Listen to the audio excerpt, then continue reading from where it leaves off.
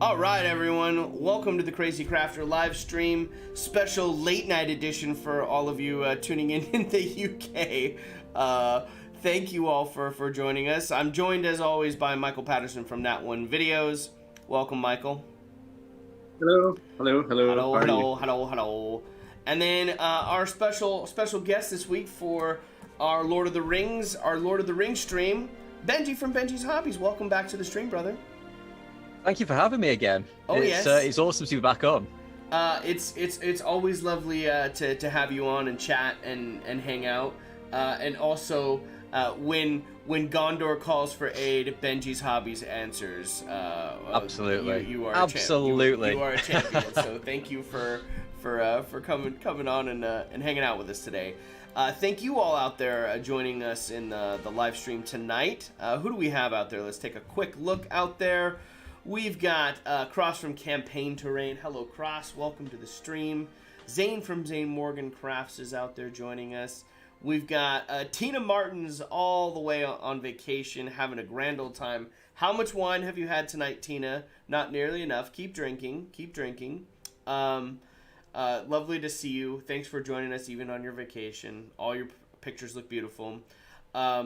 We've got SEM out there saying hola to everyone. Hello, hello, hola, and welcome to the stream yourself. Chimera Wargaming is out there. Elston from Elston Nation is out there. Gerard Boom from Shifting Lands is out there. Welcome to the stream, everyone. So glad to have everyone out there. If you're, it already looks like SEM's saying that just finished dry brushing 2 pieces, so watching this is fun and a relaxing reward. Yes, it is. Hashtag treat yourself. Watch the Crazy Crafter live stream while you hobby. Nothing beats hanging out on a good live stream and hobbying away. So thanks for joining us. Thanks for being with us today, and we're excited because we've got some big news that happened this week, boys.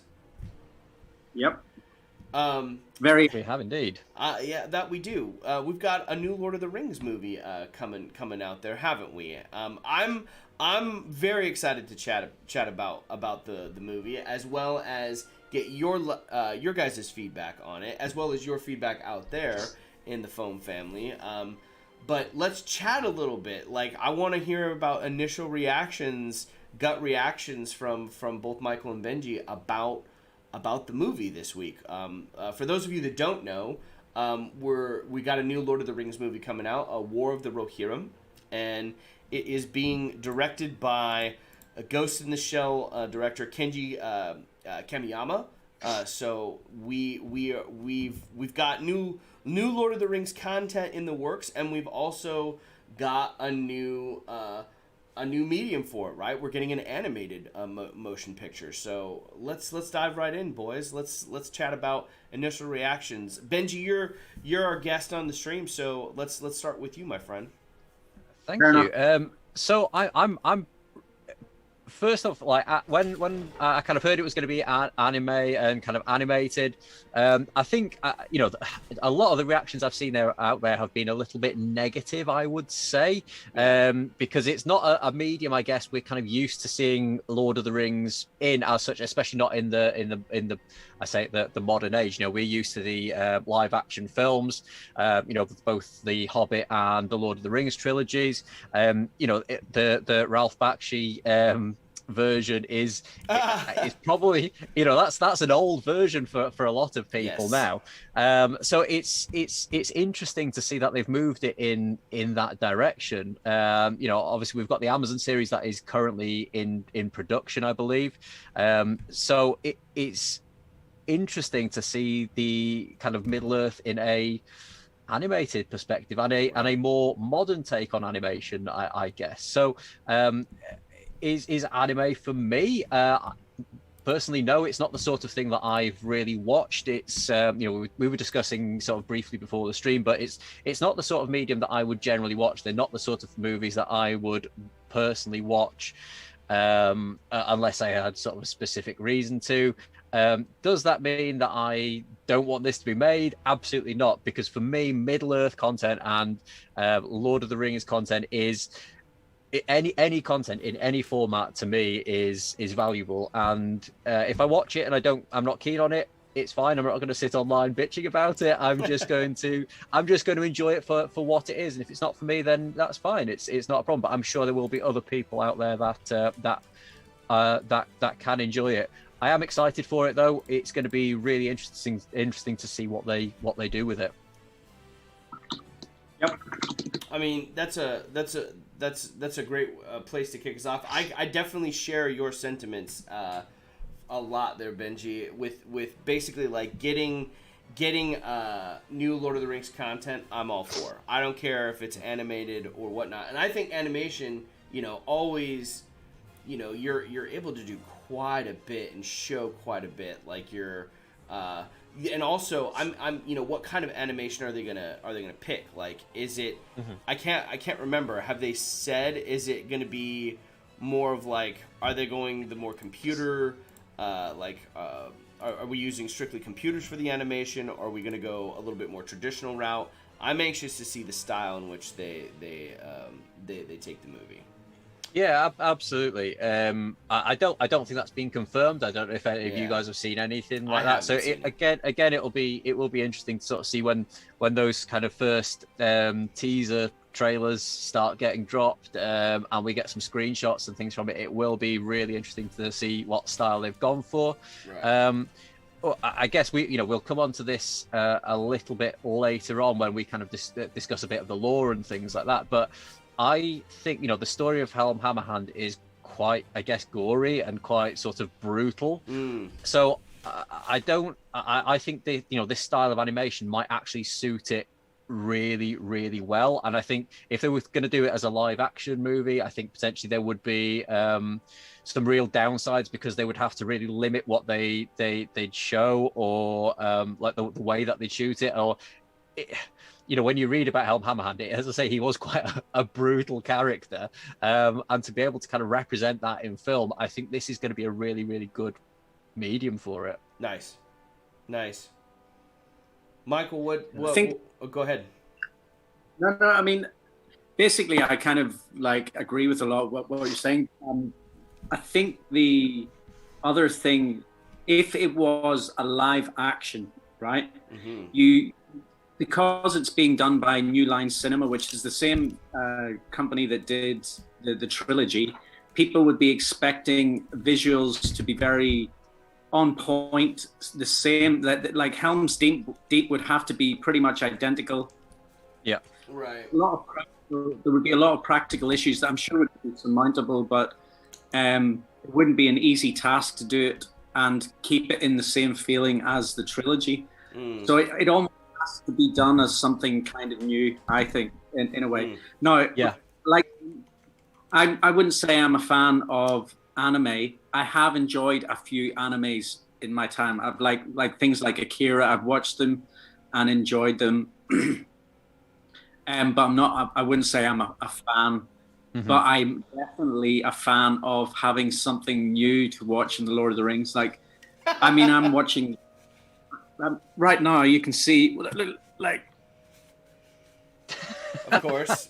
Has that just been on repeat for the last 6 months? Pretty much. I'm sure it has.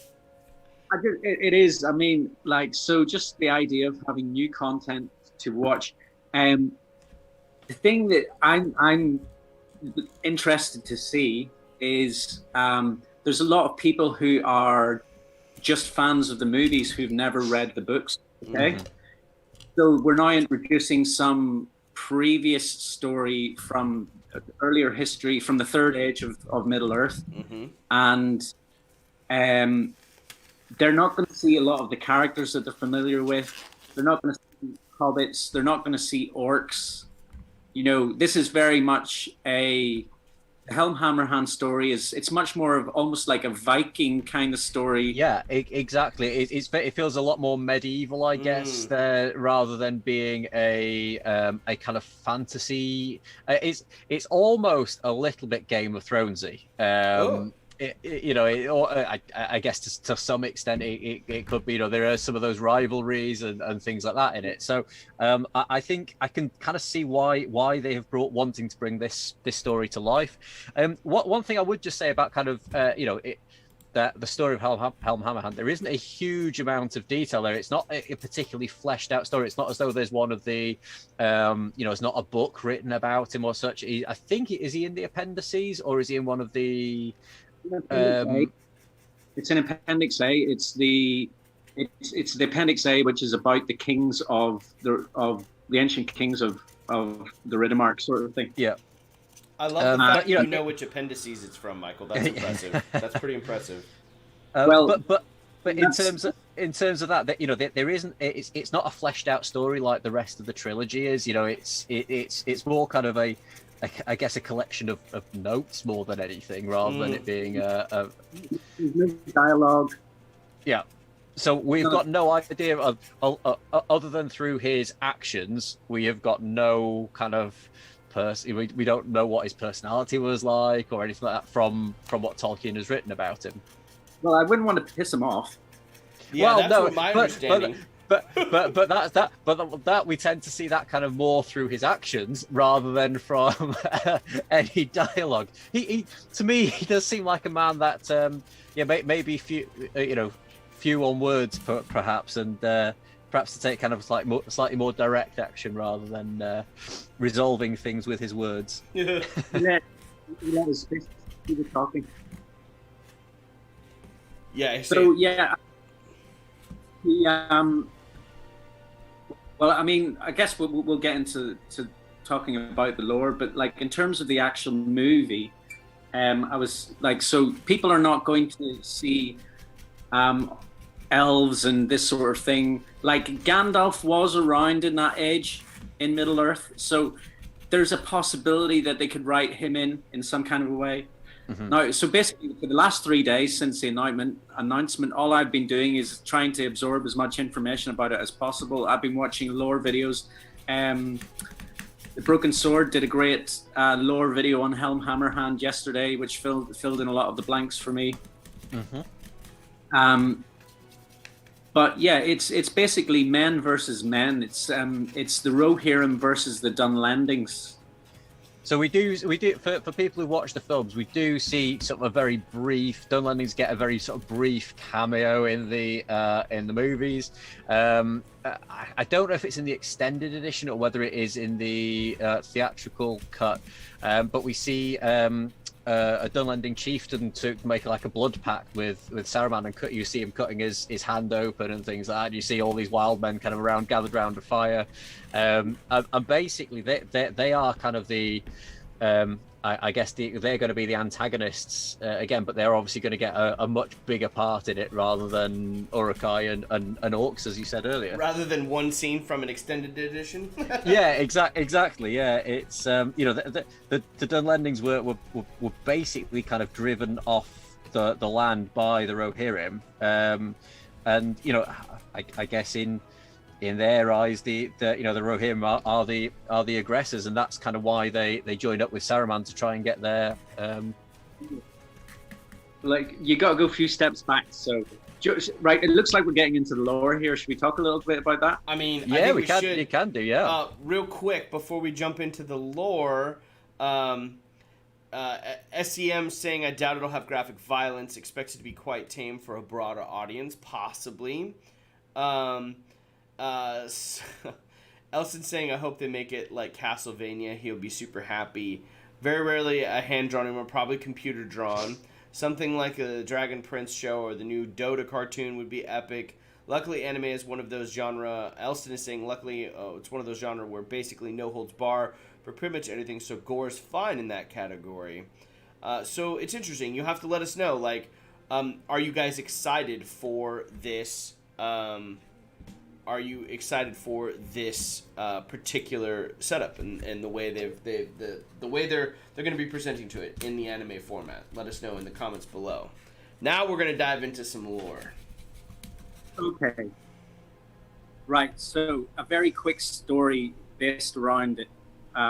So you have Helm Hammerhand, who's the king of the Rohirrim at the time, and there is a guy in his council called Freka, right? And Freka, he's also got, as well as having Rohirrim blood, he's got Dunlending blood. Oh. So he's part. So he's. So kind this is where like the Game of Thrones style kind of vibe comes from with it. Really, it's interesting. 100%. So now Freka, like, I think that there's tension between them already anyway. But Freka wants his son, who's called Wolf, to become the king of the ROHIRRIM. And basically the plan surrounding this is that they want to almost strong arm Helm into letting his daughter marry Freka's son. Okay? Okay. It all goes wrong, and Helm punches Freka in the face and kills him with one punch. Yeah. So this is like Helm is meant to be like a bit of a tank of a dude. You know, he's meant to be kind of, you know, he's I guess renowned for. Well, I don't know if he's renowned at this point in the story for fighting with his hands, you know, barehanded, but. At least later on in the story, he is kind of very much kind of known for that fighting style. So no sword. I mean, he just goes. He rolls because this is new. So all of this this week, boys, is new to me, and I'm like absorbing it all over the last few days. And I'm like, who is this crazy dude that he's only fights with his hands? He doesn't carry anything else into battle. Yeah. Well, the thing is that. So, by the way, anyone who's watching out there, obviously the movie's not out yet, so we're not giving spoilers of the movie. But I guess to a certain degree, if you don't want to know the story, maybe don't. Yeah. You know, save this stream for later. Save the stream for later. But Freka's son and the Dunlendings, they flee Rohan. But they kind of regather their strength and they come back and they attack Rohan. Okay, they drive Helm and the ROHIRRIM out of Rohan, and they actually take over Rohan. Yeah. So they actually get control of Edoras, and Helmhammer and Isengard as well. I believe. I think they have control of Isengard at this point as well. That's true. And they kind of get driven, the ROHIRRIM get driven to, I can't remember what it was called before it was called Helm's Deep. I can't remember. Yeah, they get driven to what becomes Helm's Deep, obviously named after Helm Hammerhand. And Helm and the ROHIRRIM, basically, that's where they take refuge. But then Helm Hammerhand, while they're like he goes out in these war parties and goes out and fights the Dunlendings again and again and again, and they blow the horn of Helm Hammerhand, and eventually this horn kind of strikes fear into the hearts of all of the Dunlendings. But like you say, so that's pretty much, that's a very brief overview, but that's pretty much what we're working with. It is that kind of betrayal kind of story that you would get in Game of Thrones, and kind of fighting over the throne basically. So I mean, that's anime sounding more and more like a pretty good place to make. So and you know Helm, as you know, we've kind of alluded to it already, but Helm, you know, he kind of does fight with his bare hands. I don't think he always kind of fights with his bare hands, but I think it's a kind of a renowned fighter. And I think there was either like a prophecy or like a saying that whilst he was fighting without a weapon, he couldn't be hurt by a weapon. I can't remember the exact wording. And then there is also kind of I guess like a myth, but again, I don't know if this counts as spoilers, but he eventually dies, and they find him kind of in I guess a fighting pose, kind of just frozen out in the snow outside of Helm's Deep, and there's like a Rohirric myth now that his kind of spirit is kind of roaming around kind of Helm's Deep and attacking kind of the enemies of Rohan. That's cool. So it's cool, and it's kind of where I don't know if you guys play many video games or anything like that, but is it Shadow of Mordor? One of the games on. It's a great game. Xbox, I played the first one. Yeah, so one of the wraiths in that is Helm Hammerhand. That's obviously not canonical, but they kind of I think they can use a bit of artistic license, I guess, to kind of make that connection that Sure. Helm Hammerhand became one of the 9 wraiths. So that's kind of where that came from. I don't know. Obviously, that's not the case, but it's interesting because I'm sure if people have played that game, then they may recognize the name Helm Hammerhand as one of the.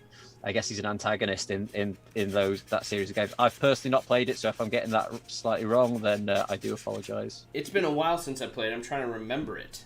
I'm trying to remember all I remember is I like the game and the game is good. Now I want to go back and now I'm gonna have to revisit it and see if I can find about it in the game. Is it the first one, Benji, that you know for sure? I believe so. I don't know off the top of my head. As I say, I've not actually played them, so but I believe so. I think it is the first one. Okay. I'll have to go back and look. Or if you guys know out there in the stream, let us know. Spoiler alert, he has a fortress named after him. Indeed. Yeah, it was kind of it was there prior to him kind of going and taking refuge in there, but since then, obviously then after that, then it was renamed after him. But yeah, his profile in I play obviously the Middle-earth strategy battle game, and I think that the profile that he's got in that game is very representative of what we know about him. So he doesn't he's got something called Burly, which makes it easier for him to wound. He gets a free point of might, which is a very valuable kind of resource in the game. He gets a free point of might essentially per turn. So it just makes him an absolute beast. But then the rest of his army, and like obviously he couldn't fight alongside Theoden, for example, because obviously they existed in 2 completely different times. Right. So you're very limited on what heroes you can take. So you can take Helm and basically just unnamed generic captains. So he is an absolute powerhouse. Everybody else in the army is a little bit on the kind of weaker side. So yeah, you've got some benefits for taking him, but then also some of the some downsides there as well. Yeah, and obviously when you play that game, you're just playing against unlendings. You can play against anything. It's you don't necessarily have to have thematic matchups. It's cool if you do, because it really kind of feeds the narrative, and you can almost play what if scenarios and things like that. But yeah, no, you can play him against anybody. It's just more kind of who he can ally with and he can have in his army, if that makes sense. Is a little bit more limited. So you painted him before as well. I did, yeah. It was probably about 2 years ago. Games Workshop. If are you guys familiar with Forge World? Yes, I am not. Yeah. Okay, so it's like an extra, I guess, the wing of Games Workshop. So they make kind of, I guess, more limited releases, not necessarily limited releases, but lower volume products, and they cast them in resin, and they generally are very high quality, really, really detailed sculpts and things. So he was released as a Forge World model. I think it was about just over 2 years ago. And as soon as he went up for pre-order, he was in my basket. I bought him straight away. And in the Middle-earth community as well, there's something called the Middle-earth Hobby Bingo, and one of the squares on that is to paint a model within 48 hours of you receiving it. And he, not last year but the year before, he was my, straight away as soon as he arrived, he was out of the packaging, built him and painted him within the kind of the following 18 hours or so. That's awesome. But yeah, I absolutely love the model, and I think he's probably one of the models that I am still most pleased about since painting him. He's up in the Crazy Crafter Discord, everyone. If you want to take a look at him, Benji shared it with us earlier, and we threw it up. He was so kind to let us throw it up in the Discord. It's in the Share Your Work section. You can check it out. It's killer. I can see why you're so excited for this one, Benji. This is a great model to paint. Such a cool model. Yeah. And he's I don't know. He may not necessarily be that much bigger than some of the other miniatures, but he just feels bigger and just bigger in every way than other models. But yeah, he just looks cool. I do like that model very much. Nice. Well, so what's we? I kind of forgot to mention it earlier on, but what are you guys painting or building and things there? So you go ahead, Colin. Oh no, this is just something.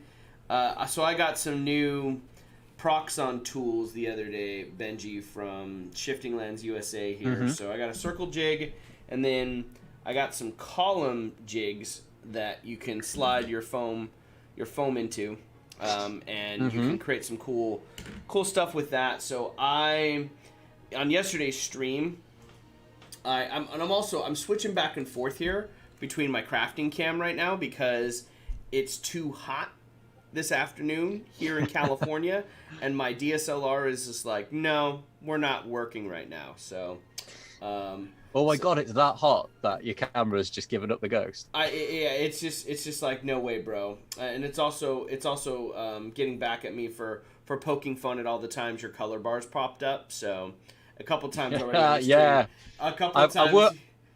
I've worked out how to prevent that from happening now. So it won't be happening anymore. I've got to figure out a way. I mean, normally I don't stream at 2 p.m. in the middle of a desert, so that's probably my key thing. Anyway, I built some stuff on the stream yesterday with Gerard Boom from Shifting Lands.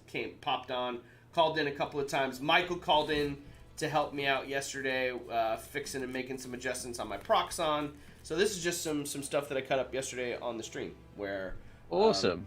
So that's the new. You can see a little bit of cut down one of the pillars there from the column jig, and just kind of I had these parts, and I was just like, what does this look like? And I was like, this looks like a little altar of some sort. So that's what I'm painting right now. I think I saw you posting it up earlier on today, and do you know what it reminded me of? Have you ever seen the Disney animated Sword in the Stone? Yes.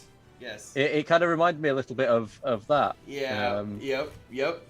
It's a little bit like this top part here, Benji. I'm not quite sure what to do with it yet, and I thought about having like some sort, like crafting some sort of like amazing weapon. Or I did think of like some sort of sword in the stone. I think someone yesterday suggested that on the stream to like make it some sort of like sword in the stone-esque thing. So I definitely, it's a good eye there, Benji, because it's a little bit of what I'm kind of going for. I wish I hadn't have glued this center piece down.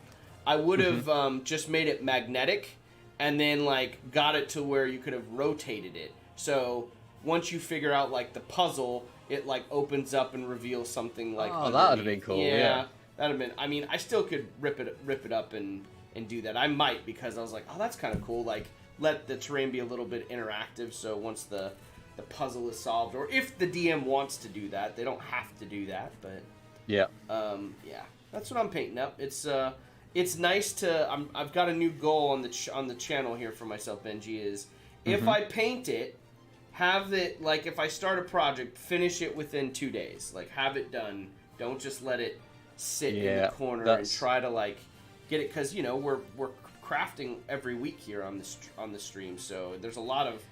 It's easy to let it pile up. Yeah, sure. Definitely.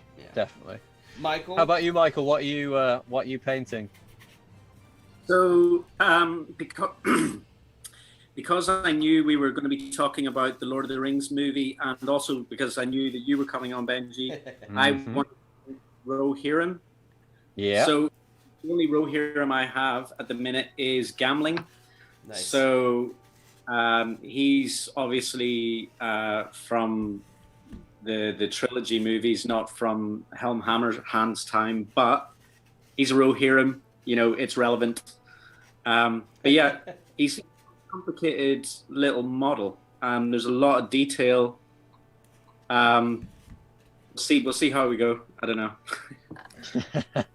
I'm looking forward to seeing what you do with him. It's he's a really, as you say, it's quite an intricate. There's quite a lot of if you look over the armor and things, there's a lot of like little details and things on there. So it'll be cool to see what you do with him. In a similar vein, I'm actually painting up some Rohan Royal Guard, which kind of he is the captain of the Royal Guard. So they are kind of all very, very similar. So it'll be, as I said, it'll be interesting to see what you do with him. See if they actually match up. Absolutely. I don't know if you guys can see this, but here, I'll show you guys here on Zoom. So this paintbrush is a little loose, and it is now floating here in my wash. I gotta fish that out, so. Oh, nice. Yeah, perfect. I think I should, like, maybe reglue that one just a little bit, if it's falling off, maybe. Jeez, too funny. I was just like, what? What?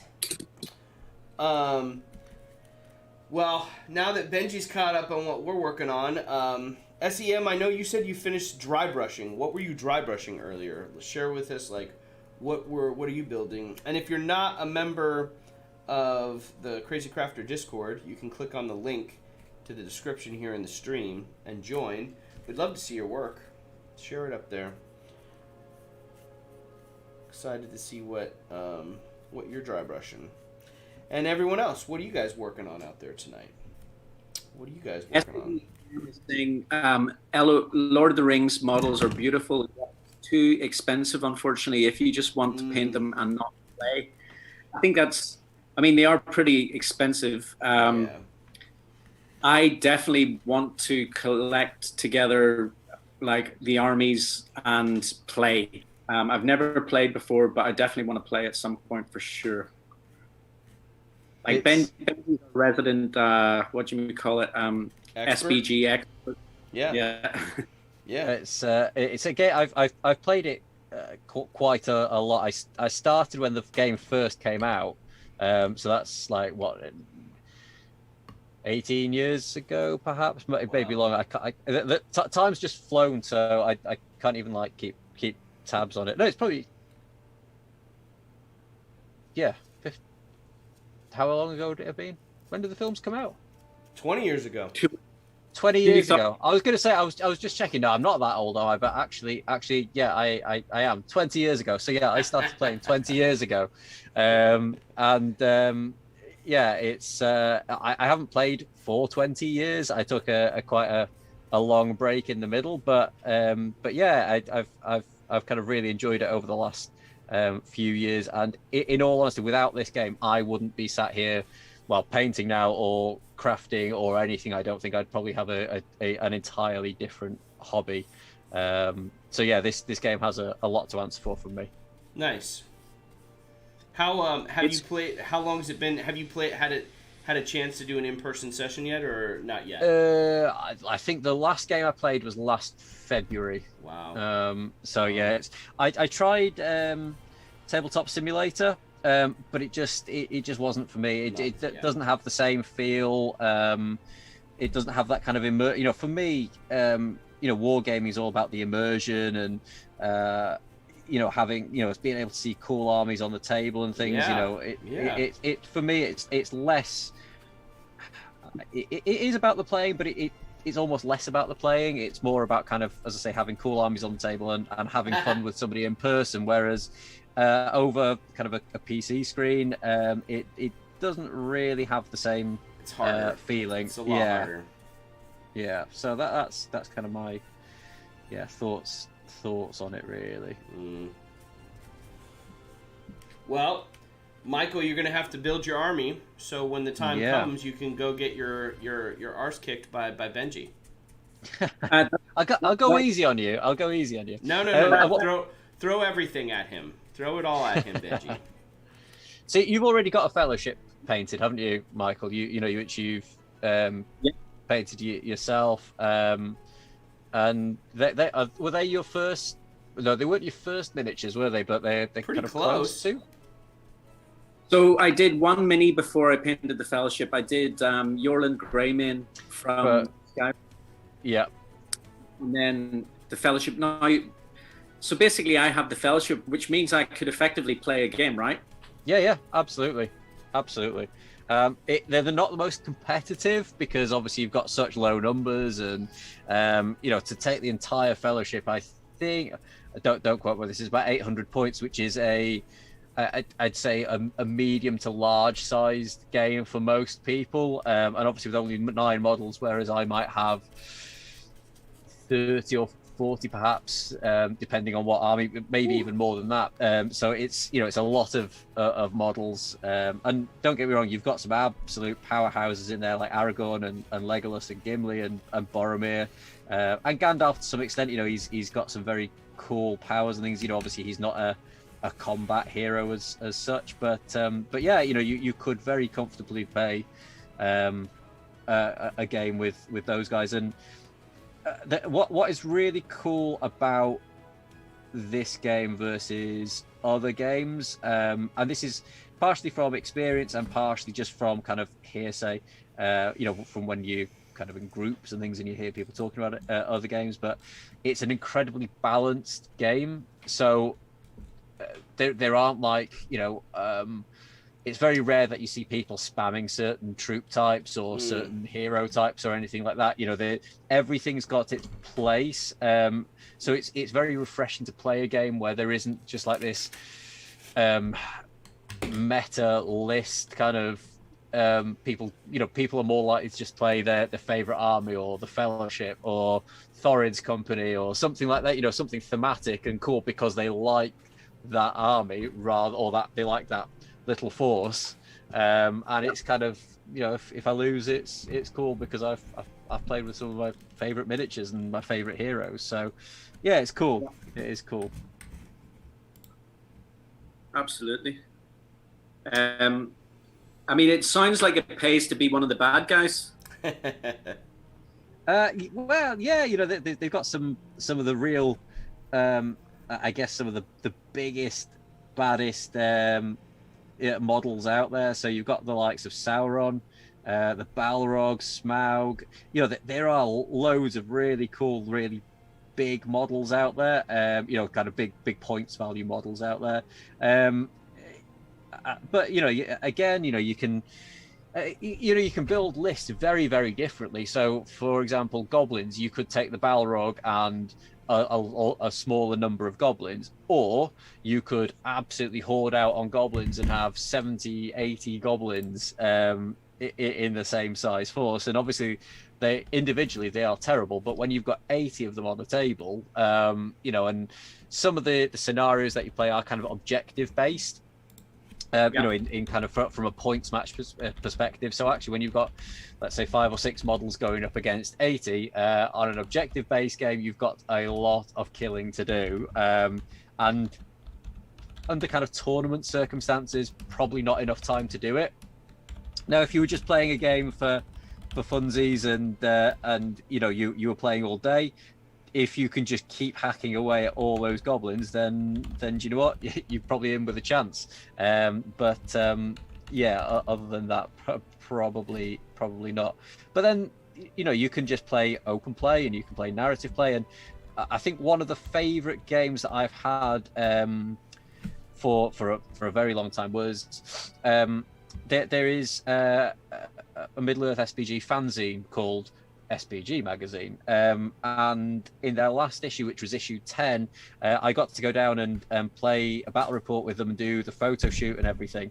And this was, I think we had, it was something like 14,000 points, which is a huge game. I think there was 10 mummucks in this game altogether. Yeah, it was huge basically, but because of the obviously the massive scale of the game, we didn't want it to kind of last all day and night and probably the following day as well. So we kind of sped up the game a little bit, and we weren't kind of measuring, and we were making kind of some not necessarily assumptions that certain things were going to win, but we were kind of playing it more thematically, like giving a little bit of plot armor in certain cases, and it was almost played a bit more like I wouldn't say it was like a Dungeons and Dragons game, but there was, as I say, a little bit of plot armor given to some of the heroes to make sure that they weren't kind of wiped out in the first turn. Do you know what I mean?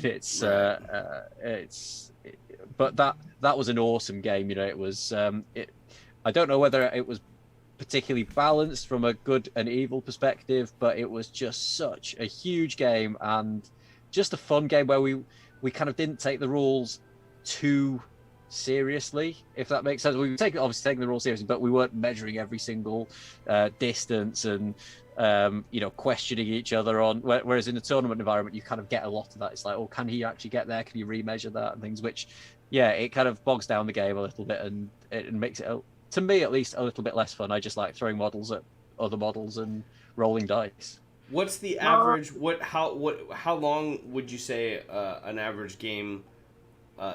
Tournament like settings. Yeah. It's kind of an hour and 45 to 2 hours is probably standard. If I'm playing against friends, like, again, we might play for 3 hours. In a single game, because obviously we talk in between, and sure. We stop to have snacks and drinks and stuff, and it's more of a fun kind of chilled game. But then also, it's one of those that, to make it a fun game, sometimes I think it does need a bit of a time limit. Otherwise, it can become a bit grindy, especially if you're going up against like these horde armies and things, where it's just like, it feels like you're just rolling dice for the sake of rolling dice towards the end. And actually, if you put a time limit on it, it means that both players have to play it slightly differently.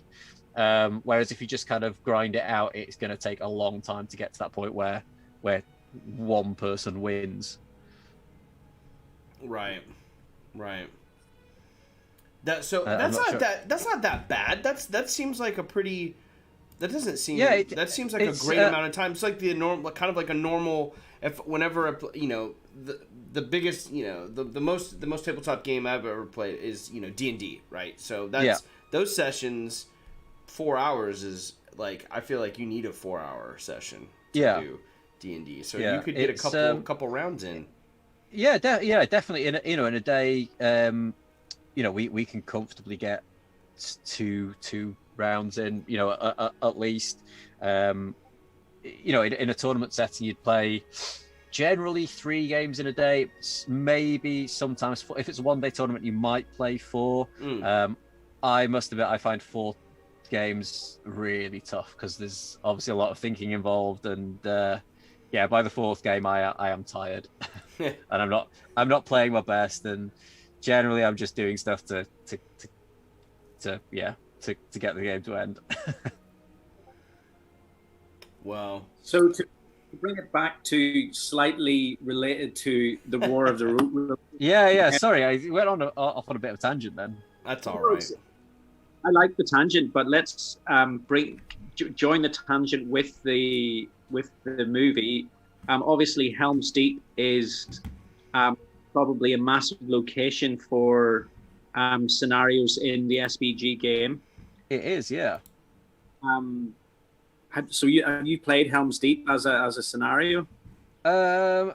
I did a long time ago, and rather than using an actual Helm's Deep, we just used bricks because we didn't have any terrain or anything. It was very much this is going back when I first started playing, and we had very limited budgets for miniatures and very limited sort of crafting experience at those sorts of ages. So yeah, I have played. There are rules for kind of sieges and things like that, but I don't think personally the game lends itself particularly well to them. I think it plays better as like a skirmish game rather than a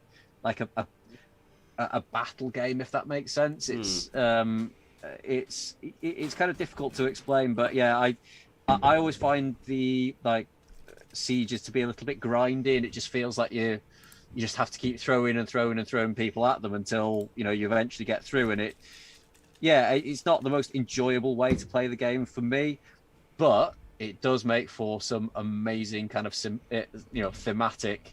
The way that the game looks, and you can have some really cool themed armies, and from a terrain point of view, it opens up so many possibilities for crafting, well, Helm's Deep, really.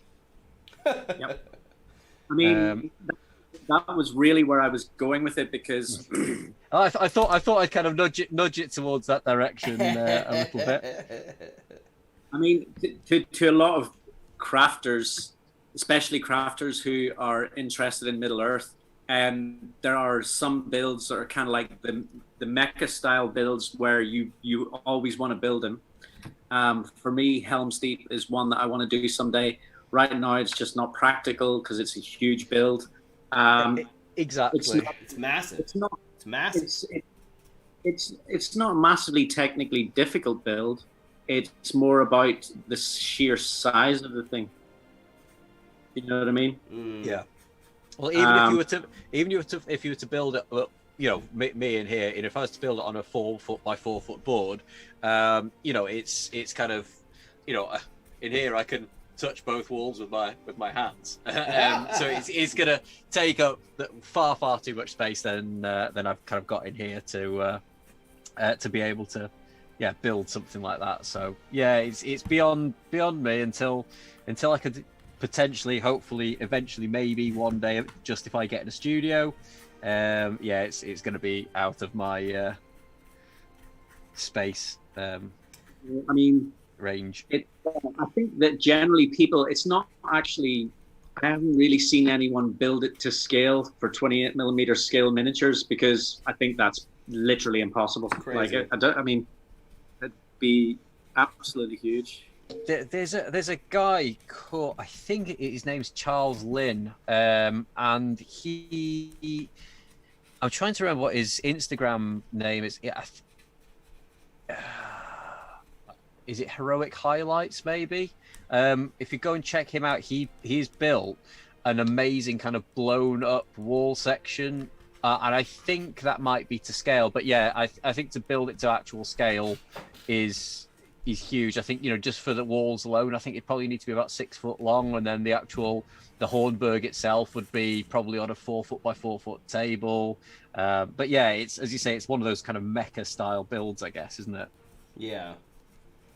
100%, man. I mean, there have been some pretty amazing builds out there that have tackled Helm's Deep within the community, for sure.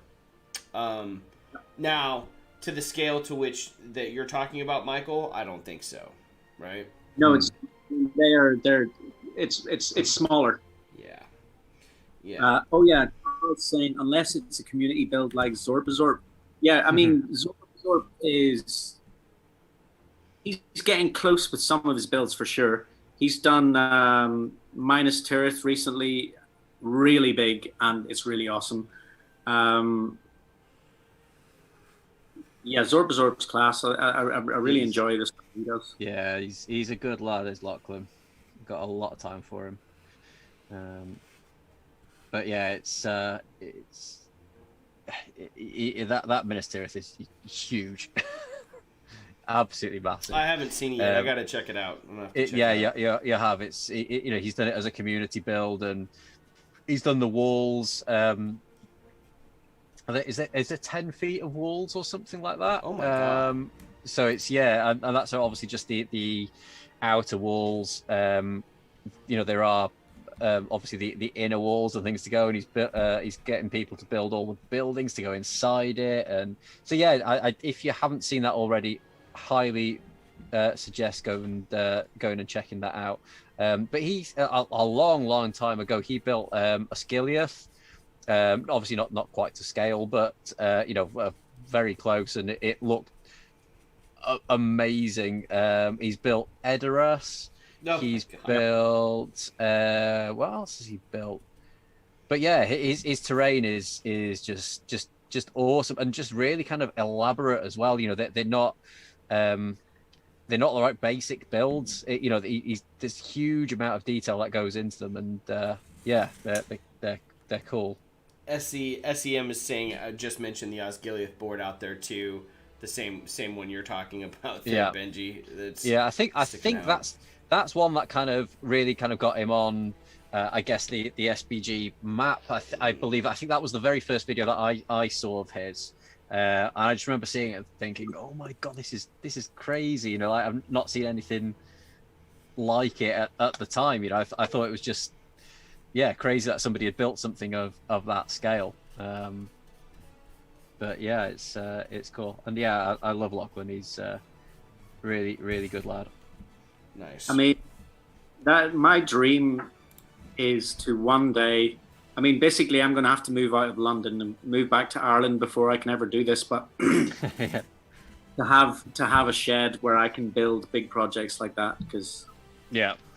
right now, even with just building dioramas, my wife is already saying I'm taking too much space. So Yeah. It goes That's the quickly. thing, like, you know, everything that I kind of build now, it's I'm always kind of conscious of the space it takes up, and that's why you know, a lot of the stuff I build is small. Like, even my Fallout diorama now, that's kind of living in the spare room at the moment. I don't really know what I'm going to do with it. Is that which one? Is the that the Fallout one?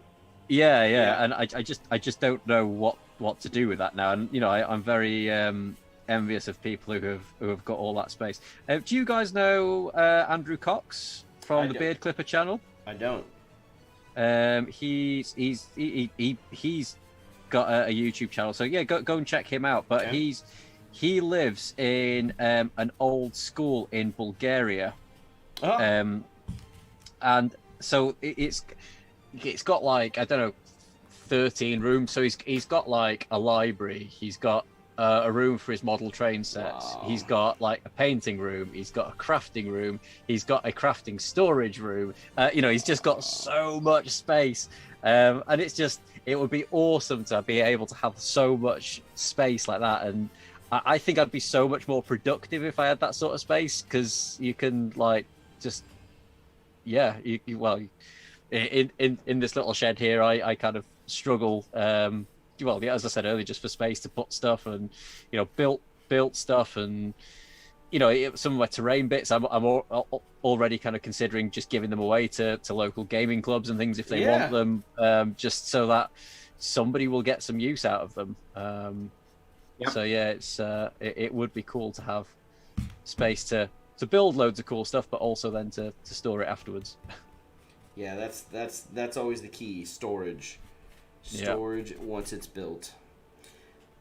That's what I am trying to do. I mean, well, with one of the Lord of the Rings, we got a diorama challenge for Lord of the Rings happening between my channel and then my buddy Richard Quiner, who's getting married soon, and I'm giving away one of my diorama. I'm giving them away because I'm like, I literally don't have space. So it's I love them, but man, I also want to make room for.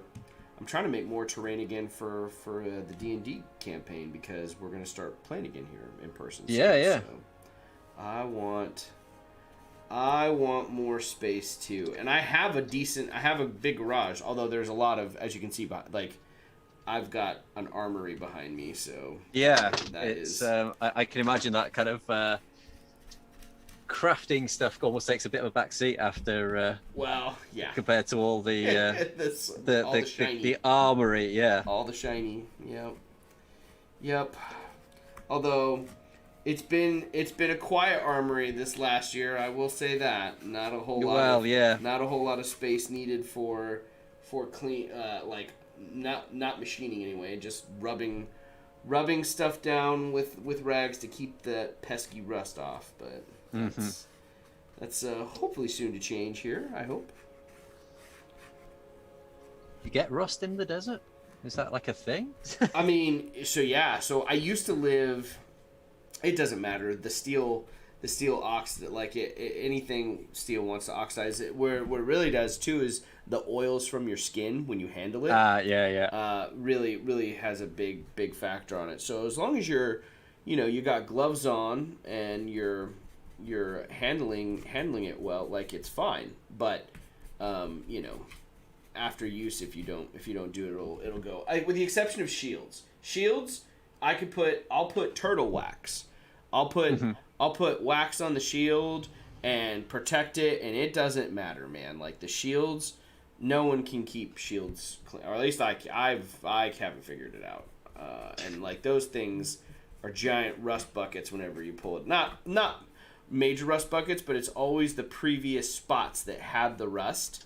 When you pull it back out, there's gonna be a little bit there still. Like it just, the pores are so deep on it. So anyway, the woes of a fight director and a weapons rental owner and operator. The trade-off is I'll happily play with swords any day, whether I'm cleaning them, because then I essentially feel like a medieval blacksmith whenever I'm out here. Like, I don't know about you guys, but like I'm curious if you guys do this, but whenever you're crafting or hobbying, whenever I'm working and like, whether it's hobby, I like putting music on. I'll have a music on podcast. It tends to be a lot of other live streamers and content creators right now, just because I've connected with so many amazing people. But like, I'll throw on like Conan the Barbarian and like clean my frickin' swords. Like, I don't know. That's music to me always helps. I like working to music. Yeah, that sounds pretty cool. Or Lord of the Rings. Obviously, of course. I think that's Lord of the Rings is probably what gets played over and over here a lot. Of course. Same. It's awesome. So every time I'm like, oh yes, I have this amazing wash recipe, and I try it out, and then I'm like, oh, that's okay, and then I throw Agrax Earthshade on it, and I'm like, man, it just makes me look like I actually know what I'm doing whenever I throw Agrax on it. It looks so much. Yeah. It just liquid talent. It is liquid talent. God damn it! It's so fucking good. I love it. That's what I'm like with miniatures. Like miniatures, you know, you kind of get to a point and you just like, you know, you've got all your base colors down. You think that looks like total garbage, and then and you know, I've kind of learned over the years now to just, when you get to that point, just push through. You know, get your first layers of wash down, get you know, your first highlights and stuff down. Because if you don't, because previously I'd get to that point and I think this looks like trash, and I'd strip it and I'd start again, and I'd get to the same point about, you know, a couple of times before I was kind of like, you know, I can just push through and think, I'm never going to get this right. Yeah, it's just and you, as I say, you put that wash on and it just brings the whole miniature to life. It's amazing the effect that it can have on your terrain piece or your. See, here's looking cool. It's looking cool because I just put a bunch of Agrax on it. That liquid talent in play, it's great. It's one of my favorites. I freaking love. Those contrasts are dope. Those contrast paints are amazing. I can't wait for it to dry, and then it'll get the dry brush treatment, and then it's gonna look really good. It's gonna really pop. It's gonna pop with some dry brush. Let's see. If you are on the Discord, I can share some pictures. Oh, please share some pictures. Currently installing my first real workshop in a roof terrace. Nice ocean view. I hadn't give importance to space until I realized how freeing it is to have a designated spot for your crafting. Oh yeah, the designated spot for crafting is clutch. I think that's essential. Yeah. Yeah. I think that there are ways and means of getting around it, but for me, it was always kind of that setup process and then having to pack everything down again. Whereas, you know, when you've got limited time to craft and things anyway, just picking up and putting stuff, picking stuff up and putting it back, it is just an absolute buzzkill. So yeah, I think having even a small space is very important if you're into crafting or painting or any kind of hobby in this kind of niche. 100%.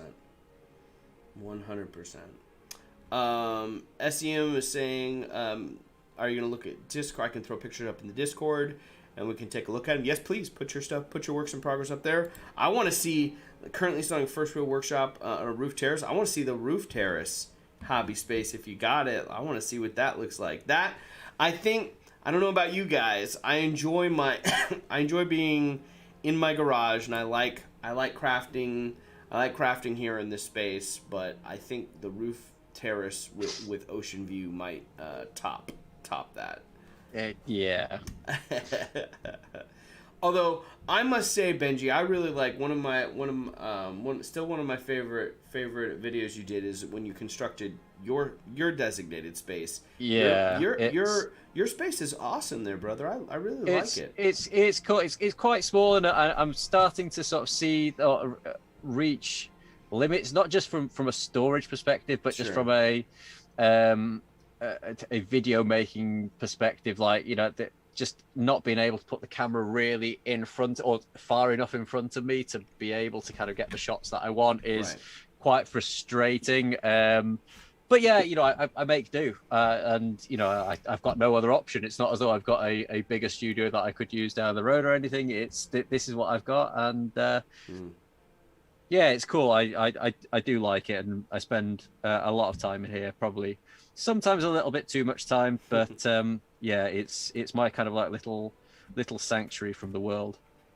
You're talking about time. Michael, for your latest project that you're working on that is going to be coming out soon, how much time have you spent into that one? I was thinking about that the other day. I meant to ask you. A lot. Yeah. A lot. Yeah. I mean, there's a couple of 100 hours. Wow. A couple of 100 hours, I would say. But the majority of that has not been necessarily the crafting side that we are familiar with. The majority of the difficult side of this project has been electronical stuff and making things fit in such a way that they're hidden. Just the construction of it, and also. The reason why this project's taken such a long time is for several different reasons. There's a couple of different people involved in the project. One of them who is on stream with us right now, Benji. Benji's also contributing to this in a way, and also the Broken Sword guys who I mentioned earlier. They did a lore video yesterday about Helm Hammerhand.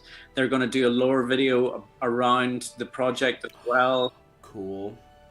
So they're going to do a lore video, and they've had troubles with their YouTube channel, and we wanted to wait for them. Right. And so also, yeah, it's all just been like there's just a lot of little things, and I guess, you know, there's bits that I'd hoped to get done quicker, but obviously, you know, before this stream, I was kind of explaining to you guys that the difficulties around organizing a wedding reorganizing a wedding at the moment. So my time has been a little bit more limited lately. So a couple of my bits, I don't think they've necessarily been late. I don't think they've kind of held anything up as such, but I had kind of hoped to get those done a little bit sooner. And yeah. It's been a bit of a challenge.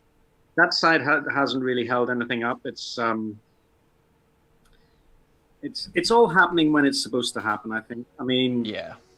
And it's actually given me an ability to like actually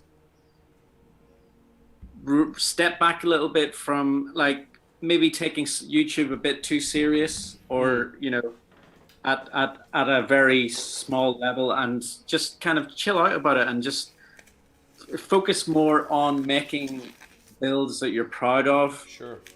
And and that's with it. And rather than making content for the sake of making content to get to hit a target, you know, a self-imposed, in most cases, target of getting something out every week. You know, right. I think you and I are very much on the same kind of page now, that I'd prefer not to put a video out for 4, 5, 6 weeks, and then put something that I am really, really pleased with, that is going to be that people are going to potentially watch and rewatch, and people are going to come back to it. It's got a bit of a, I guess, you know, this is going to sound sort of quite, you know, up my own arse, shall we say, but it's going to be like a bit of a timeless video that regardless of when people are watching it, because I think, you know, you see a lot of these YouTube channels and they're doing like unbox, and this, you know, this isn't me having a go at any channel. You know, obviously people are free to do what they want. If this is what people enjoy doing, then go for it. But things like unboxings and things are very topical at that moment, so they might get, you know, a load of views initially, but then after that, it's going to be a really slow trickle. Whereas I know with what Michael's building and things, this is the sort of thing that I think people will continue to come back, and it's just one of those videos that will be timeless. Yeah. In my opinion.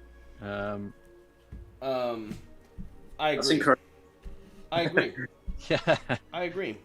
And that's, that is a tricky part about the whole process, especially, making content that isn't just for that one time, right? Yeah. Something like you said, Benji, is right. It's like something that can remain there as a guidepost. Remains relevant, and is valuable content to somebody, and it's something that people can come back and revisit and be inspired by, I guess. So yeah, I think I'm very much about now. If something doesn't go up for 2, 3, 4 weeks, it's not a problem. I'd prefer to put out something that I'm happy with and proud of, rather than something that I've rushed just to hit a self-imposed deadline.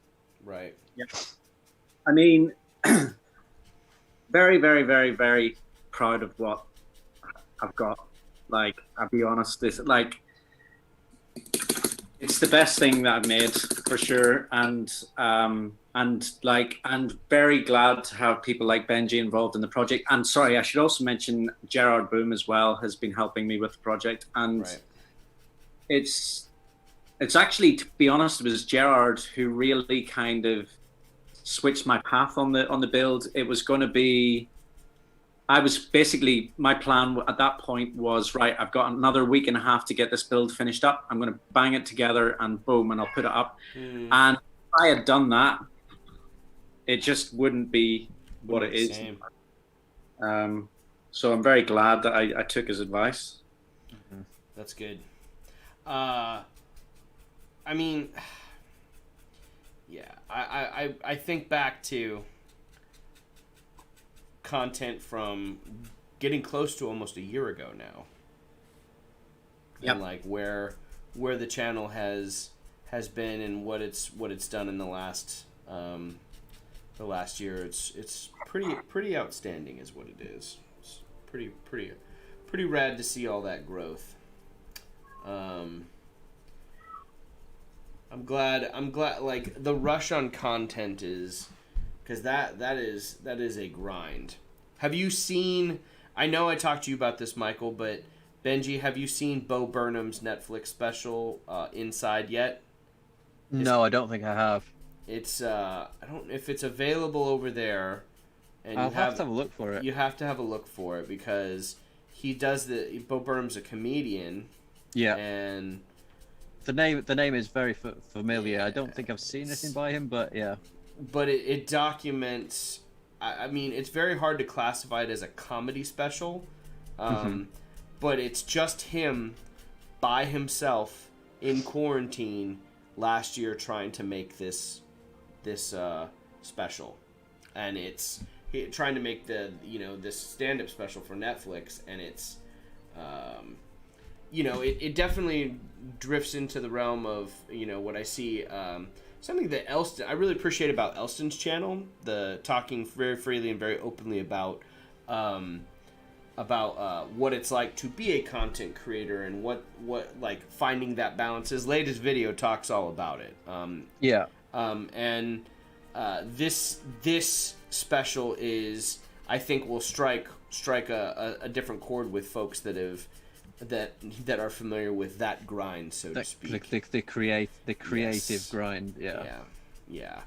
And what's expected of you versus also trying to maintain your own well-being or neglecting it, and what happens as a result of it.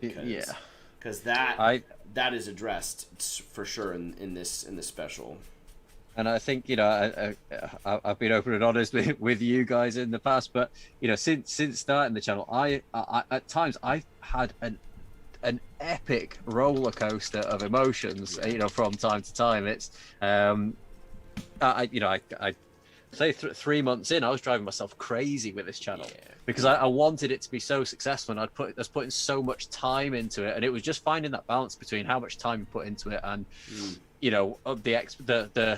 the expectation of what you're going to get back out of it. And when I've spent kind of 2 weeks, and I've spent 2 weeks, and I'm working 39 hours plus per week, plus then putting, I don't know, 20 hours, 25, 30 hours into this as well, kind of outside of work. And then you kind of just get like troll comments or like people saying, oh, well, you're trying too hard on this. And you're just like, it really derails you, doesn't it? And it makes you feel terrible. Ultimately, as creatives, you're kind of putting yourself out there for the world to see, don't get me wrong. But, you want kind of that, I wouldn't say respect back from people, but, the people who kind of are trolling you, chances are, they haven't got a YouTube channel. They don't post any of their work online or anything, but so they're not opening themselves up to the same sort of criticism, I guess, that we are. But yeah, we're talking YouTube stuff now rather than Hell Hammerhand. That's all right. That's welcome to the Crazy Crafter live stream, where we started out with the best intentions as well. We did, and we've done good. We have not skimped. I hope not. Let us know out there, like in the chat. But like we've definitely tried to start off with giving our reaction to the new film, all the things that are entailing that, and then the lore that both you and Michael Benji are possessed for. I was telling Michael earlier, I was just like, I love Lord of the Rings. I love it, but I am not a super fan, and I would classify both of you as super fans because you have so much awesome knowledge of the lore and everything. But I think I kind of just joined the conversation at that point when you guys were talking about that. I would say that I am a super fan, but then like some of like the more obscure lore and things I've got no idea about. Sure. And there will be people, you see discussions going on online, and it's like I have got no idea, and people are able to quote from the book like without even looking at it and things. and do you know what, that's just a totally different level to kind of where I am ever going to be. And I've got the audiobooks. I do a lot of driving in work for work and things, and I've had the audiobooks on repeat pretty much. I listen to them, I'd probably say 3 or 4 times a year. Oh wow. But at least they just kind of on loop almost. I'll get to the end of the Lord of the Rings, and the Hobbit, and then I kind of just start them all again. So yeah, it's awesome. It's great, but I guess that there is a difference between, because when you're driving, you don't necessarily. I might have it on and I'm listening to it, but I'm not actively listening to it, so I'm not necessarily taking everything in as I should be, because I'm obviously concentrating on driving. Sure. But yeah, so there's definitely a lot of stuff that I miss, and I've forgotten or haven't paid attention to, or just generally forgotten because it was a bit of an obscure part of the book. What were you saying, Mike? I'm exactly the same. On the lore side of things, I mean, I've read The Hobbit and the trilogy countless times, like Benji, and again, I listened to it over and over and over. The Silmarillion, I've never actually physically read. I've listened to it once as an audiobook, and it's very complex. It's hard going. There is, I can't remember which podcast it is, but there is a podcast that a lot of people recommend that you listen to at the same time as reading it, because they explain who all the characters are and things. So if you're reading it for the very first time, it's probably a really good way of kind of getting a little bit more background, and because any book where there isn't a huge, again, like the Silmarillion, there's a lot of descriptions, but there isn't necessarily kind of like character biographies as such. Like like you've got the family tree for 18 generations prior to that, but other than that, you've not really got a huge amount of knowledge of information about the characters. So you know, I guess it's difficult to kind of form that emotional bond with some of the characters. Have you read any of the other, like the Fall of Gondolin or Baron and Luthien, or? I've read Baron and Luthien. I mean, I've dipped into everything. I'm not always being successful. I always find myself just falling back into the Lord of the Rings, and the one book kind of outside of Lord of the Rings and The Hobbit that I can return to again and again and again is The Children of Hurin. I remember the first time I read that, which was years ago, and it was, I think it came out when I was at university, I want to say. So that would have been 2003, 2004, maybe. Was it? No, maybe, sorry, 2005 onwards, I think it was released. But I remember the first time I read that, and that is, whereas Lord of the Rings is quite sort of upbeat and positive generally, that one is not. And it was just like a kick in the nuts compared to like reading The Hobbit and The Lord of the Rings and things. But that one is the closest to like a narrative story that you're going to get out of like the tales from like the Silmarillion and things like that. But yeah, worth a read or a listen to on an audiobook if you can. I do have full intention to really delve into all of that at some point. Like when I'm like, maybe when I'm retired and older or something, I'll be sitting on my back porch reading the Silmarillion over and over again. But for me, on the lore side of things, I still love listening to people talk about the lore based around it. And so I mean, I spend a lot of time on channels like Nerd of the Rings, Men of the West. And obviously, I talk a lot about the Broken Sword guys. They're my favorite just because of the vibe of their channel. But I just love listening to the lore. Like I don't even really need to know the story of what they're talking about too well. I just love the fact that it's part of Middle Earth. And you're absorbing some of like, little connections. Finding out about Morgoth and you know, anything. One thing that always kind of like it puzzles me, and I don't quite know, like, without potentially offending some people, how to kind of word this, but people, especially in like in Middle Earth SVG. You've got all these factions in Middle Earth that are really well-rounded. You know, you've got loads of different units for them, which we see in the films. They're described, you know, in quite vivid detail in the books. You know, the style of armor and you know the iconography on their helmets, the types of plumes on their helmets, all sorts of stuff like that.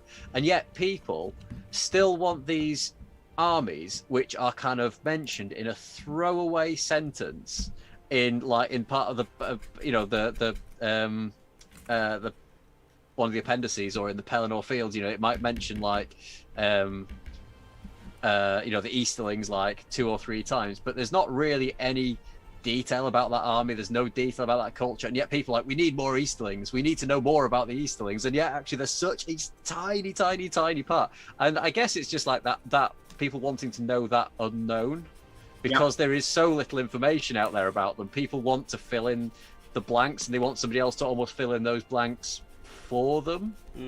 If that makes sense. But yeah, it kind of puzzles me, because you know there is such a rich amount of information out there about certain cool, in inverted commas, cool factions, and yet people are still kind of, I want to build an Arnor faction, and it's like, well, yeah, Arnor's great, but obviously it's been kind of decimated for the last several hundred years, and yeah, there's kind of not a lot going on there, and you know, it's there is no kind of like, I guess, narrative as such. It's just more a collection of notes and dates, and there was this battle that happened on this day, and this battle that happened on this day, and other than that, the details are scant. It's I just don't get it. It's something that's not has always puzzled me. If anybody in the comments wants to suggest why that might be, I don't know if there's like a psychological reason why people do that. I don't know. So this is one of the reasons, though, why I think that Helm Hammerhand and that whole side of things makes for an awesome film. Yes, because it's not like the Lord of the Rings where you're going to get loads of people complaining about the fact that they're taking bits out of the story or some of the dialogue. They didn't say true to the narrative, or all that stuff. Basically, they're fleshing out an idea. It's like an imagination of what actually could have happened. So you're not going to mess up any dialogue. You're not going to mess up any lore. You know what I mean? Yeah. As long as you stick to that basic framework, you can create an awesome story. And like the thing is that the story is going to be created by fans of Middle Earth. It's not just going to be created by some random person. It's people who love Lord of the Rings. So it's going to have the flavor of Tolkien all the way through it. Do you know what I mean? Yeah. Absolutely. I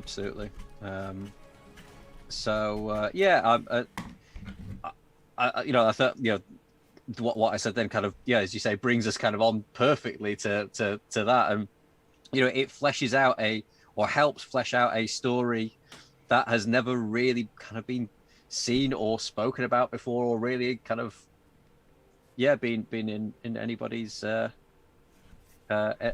mind or kind of focus. So it's going to be cool. It's going to be really cool. Yeah, I can't wait. I mean, to be quite honest, like I'm super excited about it. I know a lot of people. Here's another thing as well. I can remember when the Lord of the Rings movies were announced. Like that was like 20 years ago, and I was so excited that was coming out. My whole family was excited. I think we got tickets for the midnight showing, like for the first showing of it, and we went. Whole family, we watched it together, and afterwards I can remember walking out of the cinema, and me and my brothers and sisters looking at each other, just being like going, that was awesome. And my dad took a little bit of time for my dad to come around to the fact that they'd messed up some of the lore. But I take it your dad's like a big fan then. Well, he's worse than me, man. Honestly, my dad But was your dad raging that they took out Tom Bombadil, that it wasn't Glorfindel that saved them from the frauds? Yeah, exactly. And basically for us growing up, that's literally the family activity at the weekends. Whenever I was a kid, was like several times a week. Like my dad would sit down, we'd sit down in the living room, and my dad would read the Lord of the Rings to me and my siblings. And it would be like with the voices like Gandalf and Gimli. I was going to say, because in was it your Am and Hen video that your dad did the reading? Which was superb, and it was awesome. I wouldn't say it was almost like dramatized to some extent. It was it was awesome. He just brought the whole book to life for us. He whenever he read it, like he's passionate about it, you see. So he would read it like it is in his head, I guess. And then so basically we absorbed his love of the Lord of the Rings. And I'm so glad about that, because I can't imagine my life without the Lord of the Rings. I can't imagine it. Yeah. What would I be doing? I haven't got a clue. I'd be very bored. I would be very bored. I think that there must be thousands and thousands of people that are in the same sort of situation, or in the same sort of position as we are. I think these days families don't really sit down and read stories around the fire anymore. No. Isn't that that's a shame. I think I mean, I try to do it at bedtime. So bedtime for Ben is a big deal, and we definitely try to do stories. I tried Benji. I don't know if I've told you this, but I started The Hobbit at the beginning of the year with him, and he was excited. Like, we talked about the story, and he got really excited about the dragon. And then, you know, he loved the first part of the book with the introduction of the dwarves and all of that. And then it shifted when Thorin and all the dwarves sing Misty Mountains, and they get ready to, like, go on the journey to go reclaim the mountain. And he, like, it was kind of cool. Like, that was the one thing, like, they have the song, so I played the song and, like, sang along with it, and, like, was trying to teach him the song. And then as soon as they started the journey, like, it's got some pretty intense moments, and he's like, he stopped me one night. He's like, Dad, I don't want to read it. I don't want to get to the dragon yet. And I was like, okay, cool. So I mean, I am trying. How old is he? He's 4. He'll be 5. He'll be 5 at the end of this month.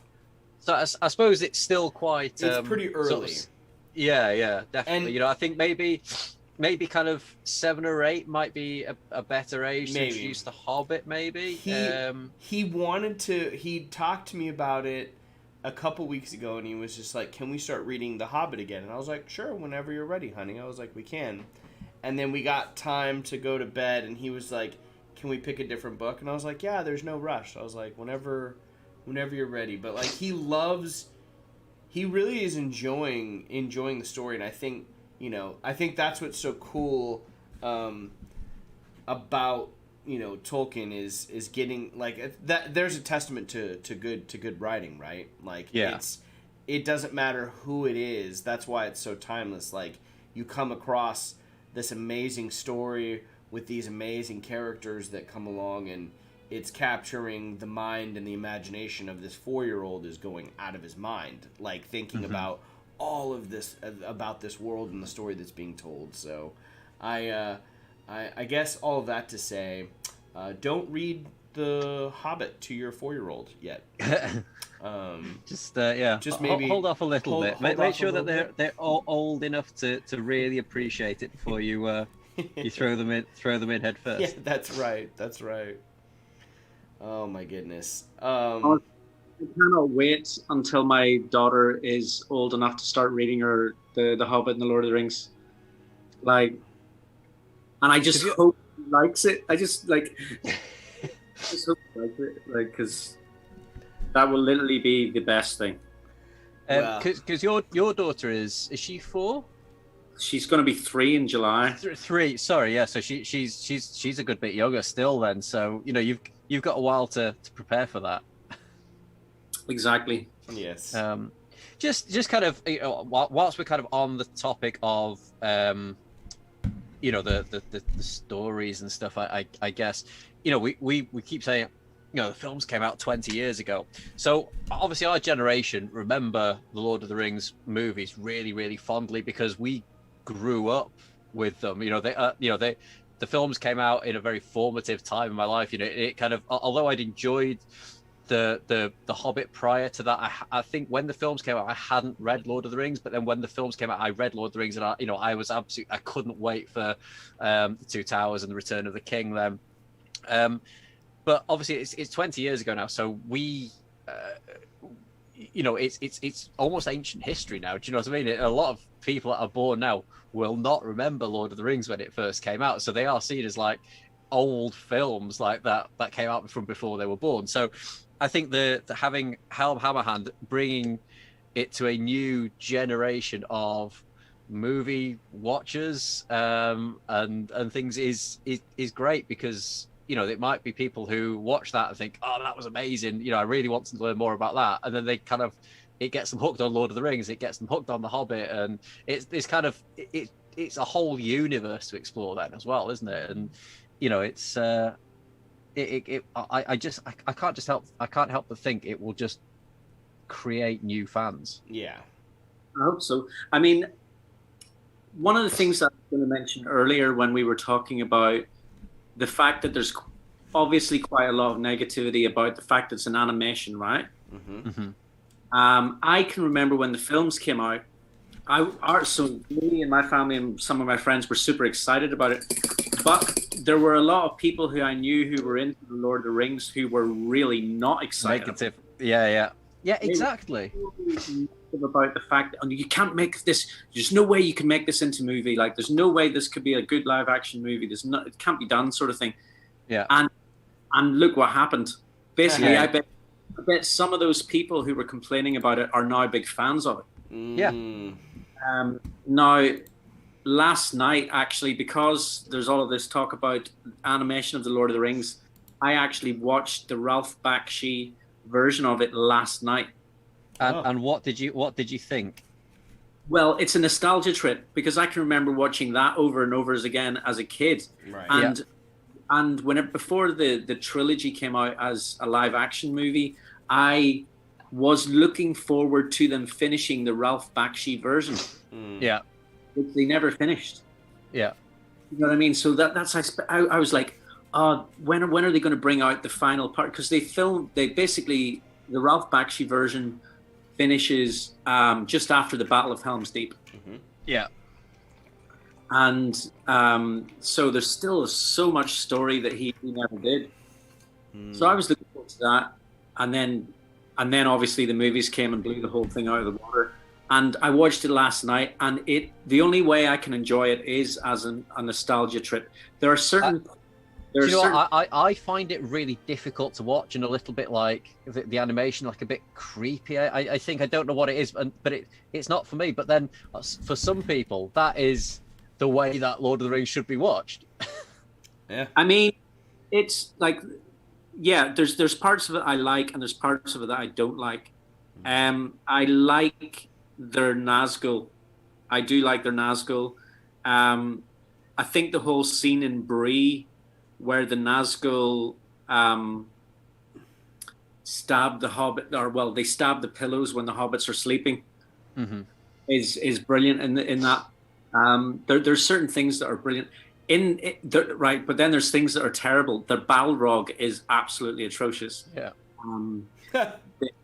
Like, a lot of the orcs are terrible, honestly. Some of the fight scenes, like they're not even hitting each other with the swords and stuff. It's just like, so there's a lot of not so great stuff about it. But because I loved it as a kid, I still love it now. And I watched it last night, and I'm probably not going to watch it again for another 10 years, I'd say. Yeah. But I'm actually watching The Lord of the Rings right now as I paint this model. The movies are another level altogether. Yeah.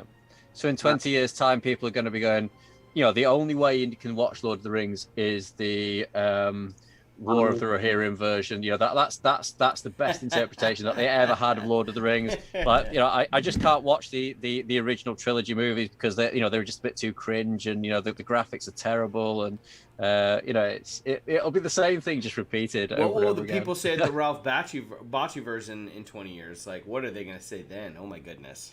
It'll be like, there's like kind of creepy like Eastern European cartoons that you sometimes like see that have just just weird like clanging sound effects, like pans being knocked together and stuff like that. It'll just be kind of equivalent to that. Yep. People like, yeah, we just don't watch that. I have a question for you and Benji. So we have the War of the Rohirrim. Is there any other, if you because chances are, what happened? Good question, I think, is what happened. I'm just getting excited really about the good question. Okay. Yeah. My question for you guys is what if you got to choose what next movie they were greenlit to film and make, like from what lore, where would you like to see them go next after War of the Rohirrim? Michael, have you got anything on this one? Benji's chomping at the bit. I've got a couple of little side story arcs that I think would make good stuff from the book that they didn't cover in the movies. Oh, yeah. I think the dwarves, following the dwarves to a certain degree would be awesome, and going and maybe looking into why Moria fell and how Moria fell. Oh, that would be cool. Like, you know, because I think, like, I mean, it doesn't even have to be a massively long movie. You could do that in an hour and a half, 2 hours. Yeah. But it could be why that could be a great movie, I think. Or a Really limited cool. miniseries, right? Yeah. Like a limited miniseries where it's like a season, but it's a season of dopeness where you get to see. I think / hope that that's what they do with the Amazon series. That rather than just make it into an epic, I hope that they visit certain points throughout the history with it. Each season should be a new story. Yeah, absolutely. There are bits that I would like to see as short. So I would love to see the Hunt for Gollum. So when Gandalf and Aragorn are hunting Gollum, I think that would make it an awesome. There is a movie. You what? Sorry? Have you not seen the movie The Hunt for Gollum? No. There is a movie, The Hunt for Gollum, man. It's a fan made, but it's actually really good. I'm gonna like as soon as I'm off this, I'm gonna be looking for that. Really good, man. Not bad at all. I'll have a look for that. But yeah, I think that'd make a cool one. You've already said the kind of the Moria expedition, kind of to try and retake Khazad Dûm. I think that would be amazing. I'd like potentially a little bit more about like the Last Alliance campaign. I think that could be quite cool. But again, I think that might be something that they cover in the Amazon series, maybe.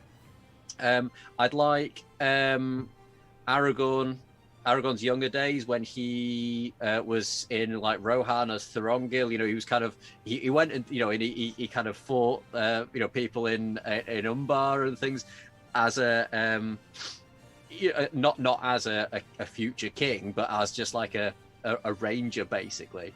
And then one that I would absolutely love to see is the Scouring of the Shire. That to me would be like the ultimate film. That is one chapter in the book that when I was younger I read over and over and over again, because it's just like if you haven't read it, but basically it's when Frodo, Sam, Merry and Pippin get back to the Shire, and it's where it's basically been taken over by Saruman, right? And they have kind of ruined the Shire. They've kind of they've torn down the party tree. They've they've enslaved all the hobbits, so they're basically working for them. And there's like a load of ruffians basically that have which are just big folk that have just taken over the Shire. So they come back, and obviously all the hobbits, being small, are very subservient to these ruffians. And then obviously Sam, Frodo, Merry and Pippin come back, and obviously they've been on this epic journey, and they're sort of going like, what's going on, what's happened here, and basically raise the Shire, and the hobbits take it back, and it's just it's like I wish they'd included it in the films, but it would have been like, it would have made it another, I don't know, hour long probably, based on that. But I would love to see it broken down into just like a separate like mini film or something. It'd be awesome. But to be honest, Benji, I think that one, I don't think they can do it. Oh, really? The reason is that they've almost created a new canon within the movies. Yeah. So Saruman gets killed in Isengard. Yeah, of course. And because Saruman is killed in Isengard, there's no scourging of the Shire. Yeah. So it was I forgot to mention that earlier. Anybody that hasn't seen it, it's Saruman that kind of is in control of the Shire, and at that point he wasn't kicked out of Isengard, was he? He was he managed to kind of sneak his way past the Ents that were kind of guarding it, and kind of disappeared, and then obviously they turn up in the Shire and he's there. Basically kind of taken over, and he's now known as Sharky, and he's got Wormtongue with him as well. So it's Sharky and Worm. But yeah, I guess they have kind of, but it could be a cool, I guess, standalone, to do kind of a fan some service, I guess. But yeah, it is completely, when I forgot about that. Yeah. I mean, I would love to see that too, there's also at the minute, New Line Cinema owns the rights to the books, The Hobbit and The Lord of the Rings. Mm-hmm. So anything, they can make movies about anything that's within the books, right? Mm-hmm. Yeah. The Amazon series, they only have rights for anything that predates that in terms of the lore. So second age, essentially, then pretty much. Exactly. Yes. So Third Age, which Helm Hammerhand lies inside. Yeah. Line do have the rights for that. That's how they're going to. That's why they can do Helm Hammerhand. Yeah.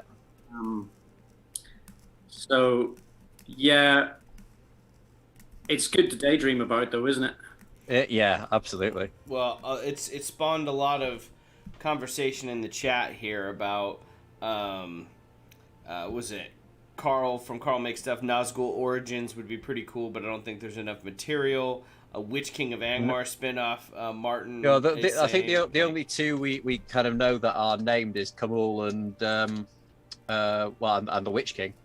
Yeah. Yeah. Yep. SEM, how about a creepy adventure of the dwarves digging too deep and discovering all the unnamed creatures at the bottom of the mines in Moria, directed by Guillermo del Toro. Ooh. Oh, wow. That would be fun. That would be a pretty fun That'd one. Be terrifying. Yeah, that would be fun. Lots of fun monsters. It's cool. I can do without sleep. It's fine. Yeah, that's what I would be. I would be like, just... You know that Del Toro was originally supposed to do the Hobbit trilogy. I know. He was, yeah. And I think you can still see some of his, I guess, creations. You know, he's affectionately known as Stumpy, the troll that's got stumps, basically. He's got, like, basic maces for his arms and legs. Right. That definitely looks like a Del Toro creature to me. A Del Toro creature. Ask you a quick mini painting question here, Benji. Of course you can. Strong Tone Wash by Army Painter Quick Shade. Yeah. I have run out of Agrax Earthshade, which is what I've been doing some of my darker washes with my Fellowship minis. This would do similar job, right? It would do. It's a bit darker, so you might want to just water it down a little bit rather than just putting it straight on. Cool. So maybe try it on a small area, see what it's like, and or maybe just try and push it rather than putting it all over. Try and push it into the recesses, if that makes sense. Yeah.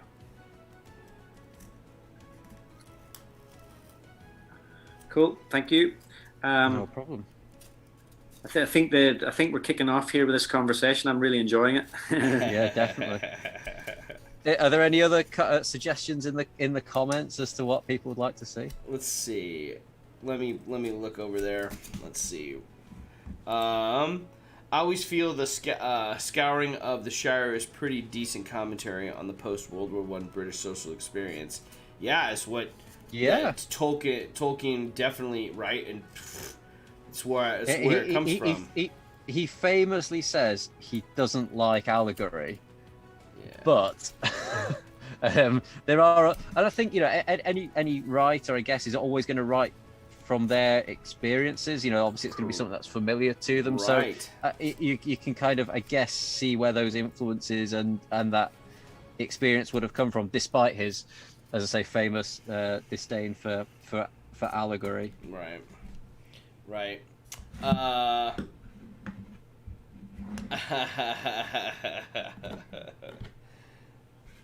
Aww. What's that? You should read the chat, Michael. Am I getting some abuse? No. Quite the contrary. Let's have a look and see. Quite the contrary. Evening, Spud.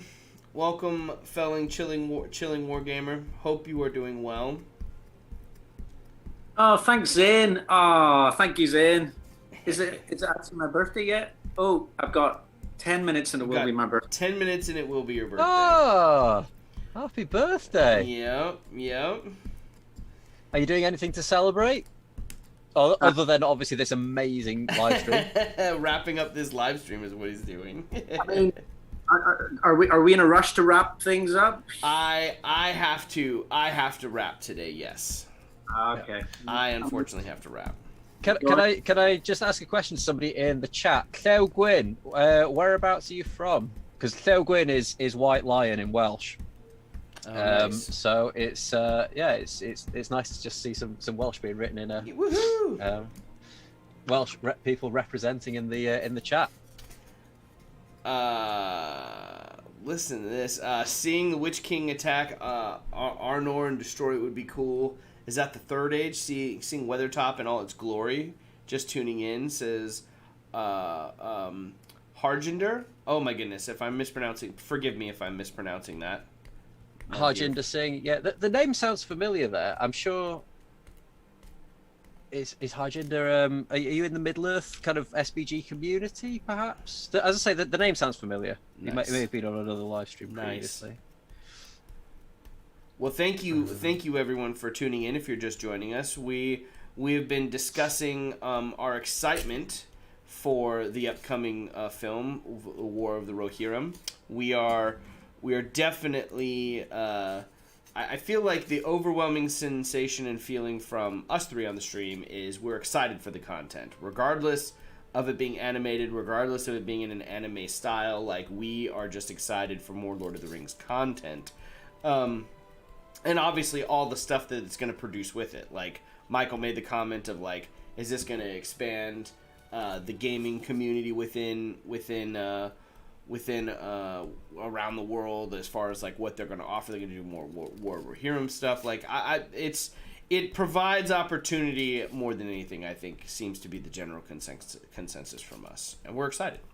And then of course, obviously, like, I'm anxious to see what everyone builds from the crafting community, right? Like, what are we all going to be building from War of the Rohirrim when it comes out? You know? Oh yeah. 100. But in addition to that, we are looking at quite a few. It's definitely always exciting to look at some of the past builds. I mean, Michael, I still have to say, the Weathertop Amonsul that you did was still one of my favorite things that I've seen Lord of the Rings build wise out there.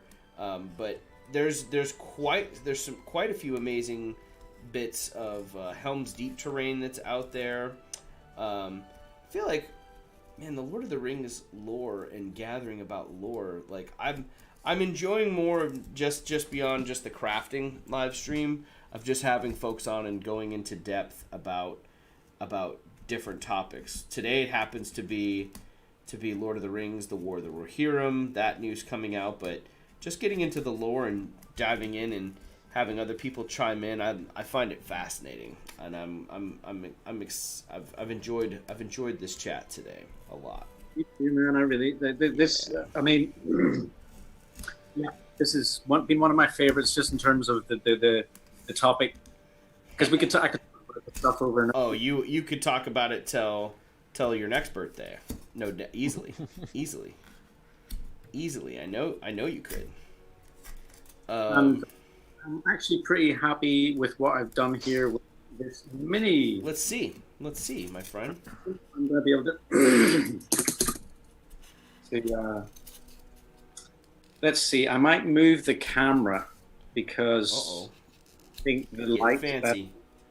Move the camera. Yeah. So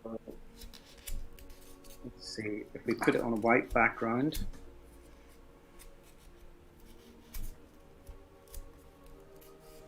Ooh.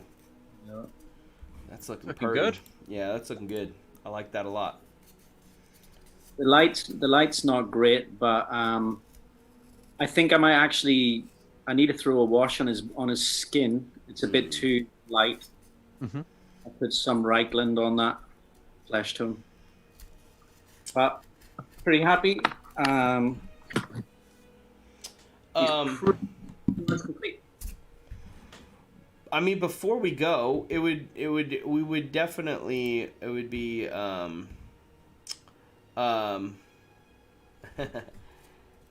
Oh, thanks for jumping on, Spud. We appreciate you stopping on and saying hello, brother. Always lovely to have you hang out.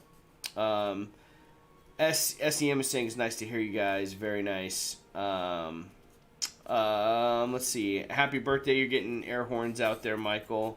Let's take a look real quick before we leave today. Let's take a look at the Discord so we get to check out some folks' works, and then also if you haven't seen Benji's awesome mini that he was talking about earlier in the stream, we'll pop that up there as well. There that goes. Perfect timing to transition out of that because my camera died yet again. It doesn't like this. It's too hot for it.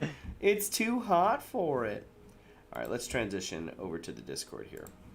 Let's get out of that and see where we've got. Oh yeah, this is Stefano from Chimera Wargaming's got some cool stuff up in here. Let's see. We'll start with Carl. Actually, we'll go back a little bit further. We've got a bunch of folks that have posted some stuff up in here. Let's start with Sebastian from Atmoseeker. Our buddy, are you familiar with Atmoseeker, Benji? The name isn't familiar. He's his channel is starting to grow quite a bit now. He's definitely passed a couple thousand subs now, Michael, I think. Yeah, he did. Awesome. Yeah, he's doing quite well. But he's another live streamer, but he's all about like atmosphere on the tabletop, and you should check out his game. He does a live stream, Benji, about his game room setup for D&D sessions. It's awesome. It's immaculate, but like lighting, sound, it's all about, like you were talking about, the immersion. That is our buddy Seb over at Atmoseeker. And actually, now that you mention it, I think I have watched a couple of videos. Yeah. It does sound very familiar now that you mention it. So yeah, there's so many cool creators out there now. It's difficult to there's tons of them. Keep tabs on everybody and who's doing what.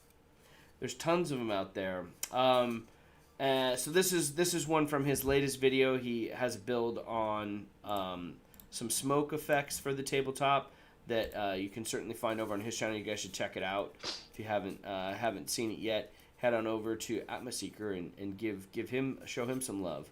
This looks really cool. I'm also starting to notice he's doing a lot of EVA foam work in his builds. He's using a lot of EVA in his tabletop terrain making, and I've got a bunch left over from a project that when I made my medieval bat weight a while back. But now I have all this EVA foam, so I got to find a way to use some EVA foam in my builds.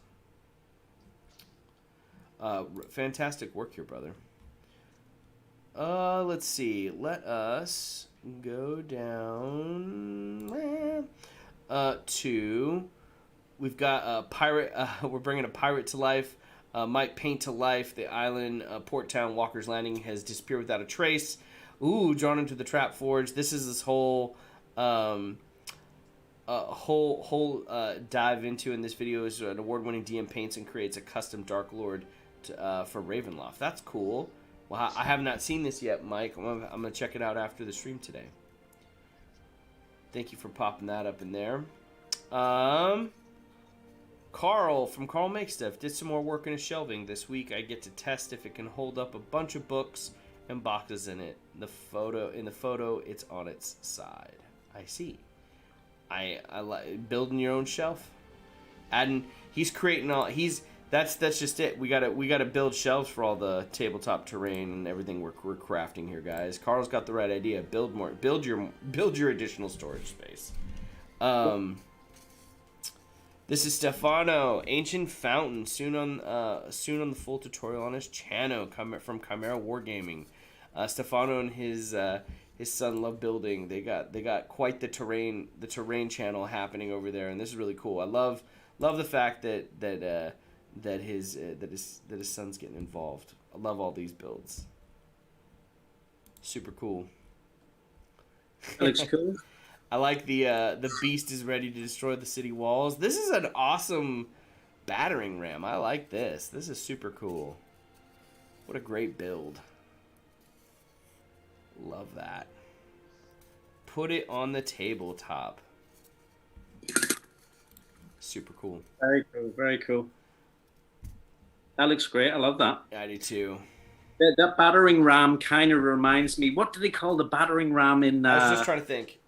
I was trying to think of that too. You're talking Benji. about. You know what I'm talking about, Benji? In Lord of the Rings. Yeah, the wolf battering ram. Grond. Grond, that's it. Yeah. Grond. Yes. Chant it away. The wolf's Yeah. Hey, here's it's my I shared it because Benji put it over here, but I put it up on Discord here for Benji. This is his mini that he painted a couple. They're saying it was 2 years ago you painted this one. Yeah, I think it was 2 years ago. Like time's been weird over the last the last year or so. So yeah, I think it was about 2 years ago. That is, by the way, which is very relevant for this stream. Right. Helm Hammer Hand. Dude, super cool. Love it. Love. I like all the armor that you painted on here a lot. I love all the different textures and shades for the armor on here. This looks really good, Benji. Thanks, man. It's really killer. Yeah, it was obviously just around the edges and stuff. That's what's really cool about like Forge World models is so it's so detailed. It's difficult to paint them badly. So yeah, I think that the models just paint themselves. Really, I'm not gonna lie. Well, it always helps when you have a fun model to paint, and I'm glad. Like you said, you were sharing it earlier. Like you said, as soon as it became available for pre-order, you were like, it's in my basket. Yeah. And you said you painted that one within how long? You got it and you painted it. I think it was about 18 hours. As soon as I picked it up, or as soon as it got through the door, I built it, primed it, and that evening I started painting it, and I finished it the following morning. Nice. So yeah, within about 18 hours I'd had it finished. Killer. That looks dope. I put my little work in progress there. I finished this up today. So got my little altar done up. It looks pretty good. Photos. Oh no, I'm not actually. My battery on my phone is dead. Don't worry about it. Oh. I was going to post a photo of. I'll post gambling up in there at some point whenever I can. Put it up there. Put gambling up there. Martin is continuing work on his awesome ruins with these faces, these old stone faces thrown up in here. This looks great, Martin. Love how these are turning out. That's quite Lord of the Rings-esque, that build up. Yeah, 100%. Love these. I'm looking at all the flocking he put on here. Guess what I just ordered last night, gentlemen? A static grass. I didn't order static. No, I did, but I did go. You're on the right territory. Like I went to Geek Gaming Scenics USA and I treated myself to a little something. So I got some. Awesome. I got some cool base ready stuff that's coming my way that I'm excited to put on my terrain. Be cool. Patchy Plains is great. I really like the Patchy Plains one. I definitely got some Patchy Plains, and that's gonna be cool. It was very. I wanted to go hog wild. I told myself I wasn't gonna spend more than $40, and I came in I think at 37, and I was able to get quite a bit of stuff for $37. So yeah, it's really reasonably priced, and the sure thing is, it goes a really long way as well. You know, that I've got some bags of like base ready stuff that I bought 2 years ago probably. That nice. You know that I still use them fairly regularly, but you just get a lot of mileage out of them. Nice. And that's my shill for Luke basically. For this stream. I'm excited to check it out because I'm hoping some of that sea foam comes in pretty soon for USA. But right now I'm starting this, and this is my first time trying it, so I'm excited to try out his stuff. I'm always impressed with how awesome it looks. Luke, you can thank Ollie for that. Ollie's latest video when he turned that toy build Coliseum into it with all his final stuff. I was like, God damn it! All that base ready stuff looks so cool, and it adds so much to the tabletop. I'm tired of using play sand. Let's do this. So Kev from Immersive World Crafter, this is looking really cool. Man, the texture on this woodwork looks really cool, brother. I'm digging this a lot. What is this glowy stuff? Is it just like fungus among us? Or is it... I don't know what it's got like this orange run on it. It looks really cool. Is it rust from nails? Is it? Maybe. Either way, it looks cool. It looks really cool. I like it a lot. Kev, if you're out there, you're gonna have to let us know. I mean, I absolutely love it. That texture is absolutely smoking. Look at that. That's some cool texture. That's some cool texture. Yeah, rusty nails. Now you're making me think about how to do rusty nails in a build, Benji. Like, can you get the nails rusty and have that kind of like that bleed over, just like that small? Can you hit it with the Reichland flesh and just let it? But that, you know, you can't pull it too. Just like a subtle hint of it. Dude. Yeah. Super cool. This looks great, Kev. Love that one. One more. Love it. One more, Martin. Yes. Oh, this is cool. Like the hand around this ball. Super cool. This looks dope. All the terrain, all the time. Oh yeah, here's Kev coming in again with a little bit more. Oh, this looks good. This looks killer. Why rock dust? Immersive World Crafter saying. Say again. Dry rot dust. Oh, nice. Yes, dry rot dust. I see that now. It looks great. Killer. Killer, Kev. Amazing. Really good work, y'all. Love this. Is this balsa wood? It looks like balsa wood that he's textured out.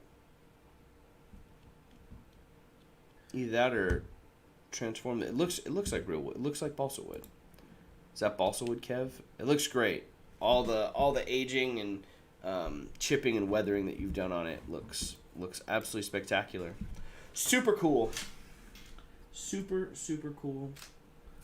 Let's see here. Let's bring that back there. Let's see if I can bring back me. Haha! All right, we'll see. What's the over under on my nice fancy camera dying in the heat before I can wrap the stream up? I say we can get it done. How did you get on with your minis tonight, Benji? Yeah, let's see them. Not great. I'm not gonna lie. They've been a bit slow. I've got a few base colors down. I've put a wash on one of them, and I'm not getting that sense of satisfaction that I normally get from putting a wash on a mini. So I think I need to kind of push through a little bit more. What I might, because I've started painting 4, what I might do is try and get 1 to completion. I don't know if you'll be able to kind of see it. Whether my camera. So yeah, it's I don't quite know what I'm not liking about it, but I'm gonna push through. I'm gonna persevere, and yeah, I'm gonna try and get one of them done and finished either tonight or tomorrow. And then yeah, I'll post it up on Instagram so that you guys can see it. But yeah, I feel like it's not quite ready to share just yet. Okay. I mean, my phone has just turned back on here. I plugged it in, so I'm going to take a quick shot and I'll throw it into... Throw it in there. We'll pull it back up. We'll see where you got to. It's quite dark. But it'll do.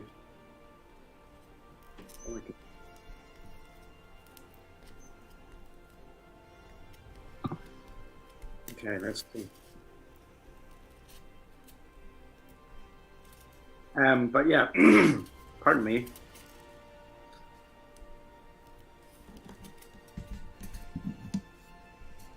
Are you putting it up there right now?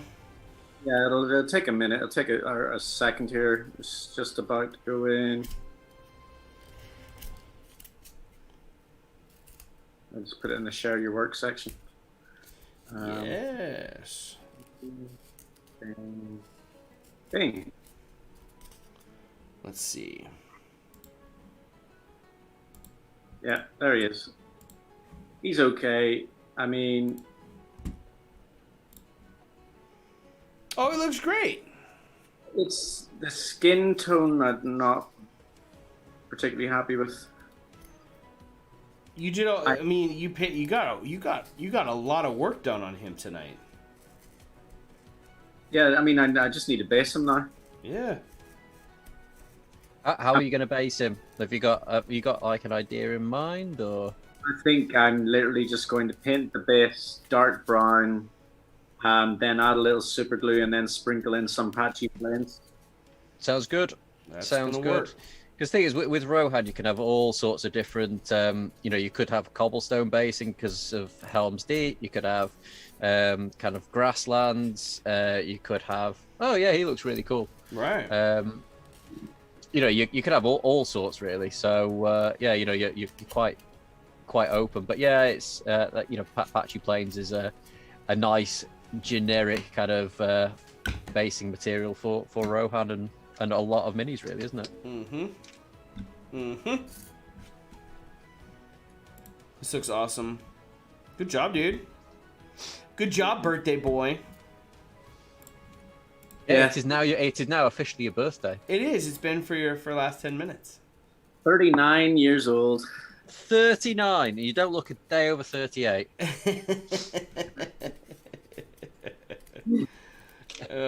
Too funny. Too funny. You're getting more birthday love. Oh yeah, you're saying thank you for all the birthday wishes out there. Yes. Thank you for all the birthday love for Nat 1 videos. I think Benji and I didn't do our vocal warm-up, so we won't sing happy birthday to you on the stream. We won't do that to you. You're lucky. You're so lucky. It's I have a terrible singing voice. So yeah, it's probably, I think, beneficial that I don't sing. Well, you don't want to be losing subscribers, so we won't put them through that. Hey, that's a great place to segue to. Benji, where can we find you on all things social media so we can make sure everyone stays in touch with everything that's happening at Benji's Hobbies? So you can check out my OnlyFans, YouTube channel on YouTube. So just search Benjis Hobbies. You can also find me on Instagram. I occasionally post up there. And you can also check out my Facebook page as well, where again I post sort of similar things as what I post on Instagram. So yeah, come and check out my stuff, and yeah, hopefully you'll be watching some of my videos soon. Awesome. Michael, where can we find you? Nat1 videos, Nat1 videos on YouTube and Nat1 videos on Instagram. That's pretty much it. Awesome. I post on Instagram when I've got something to post, but generally it's more YouTube for me. But yeah. Yeah, I'm much the same. It's as and when there's something to show. Yep. Yeah. Yep. You've also, if both you lads, I believe both of you have Patreons too, yeah? If folks wanna head on over and you can want to support those amazing channels, head on over. You can find their Patreon links on their YouTube page. Definitely consider becoming a member and helping the channel grow. So normally Patreon is something that I mean I do mention it in my videos, and I don't push it. I'm not trying to beg people for money or anything, but there's a very low tier there that you can do for £1. I think Benji has a low tier as well, but both Benji and I have done content on each other's Patreon channels as well. This week, I posted a 19-minute video from Benji on my Patreon for my Patreon members. So there's like I've got more content on Patreon over the last month and after 2 months than I do on YouTube. And do you know what? Because I'm a patron of yours, so I get to see how much stuff you're posting, And then that made me sort of think, I need to get in on this action, so I need to start doing stuff like this as well. So I am going to be starting to do sort of patron only vlogs and things like that, because I think it's, it's fairly, I think Michael wouldn't mind me saying this, but it's fairly low effort content. It doesn't take a huge amount of editing and things like other videos do. So It's stuff that you can just get out a little bit more frequently. So, if you like hearing what Michael and I have to say, then consider to helping us out on Patreon. Yep. Again, I don't like doing the begging thing, but Hey, given no, it's the not opportunity, begging. I may as well. It's not begging. What it does is it gives people the opportunity to, like you said, be exposed and gain access to some more content that both of you are producing, in addition to letting people support artists that they appreciate and enjoy. Is not begging. That's people appreciating and supporting you. So you put it a lot better than I did. It's true. One thing that I know that I've got a couple of patrons in the chat there at the minute, and that really does help with the channel. It's unbelievable how much it helps. Like when basically materials. I wouldn't be able to make the videos without the support. You know what I mean? It's great. And I think obviously the more support you get on Patreon, the more time you can dedicate to what we do, I guess. Do you know what I mean? Because there's obviously that. We don't necessarily get paid for any of this. We do it because we love it. But actually, do you know what? Because it's a hobby, you can't necessarily dedicate that much time to it. But obviously, if there is some sort of legitimate, even if it's just a low level income, it kind of legitimizes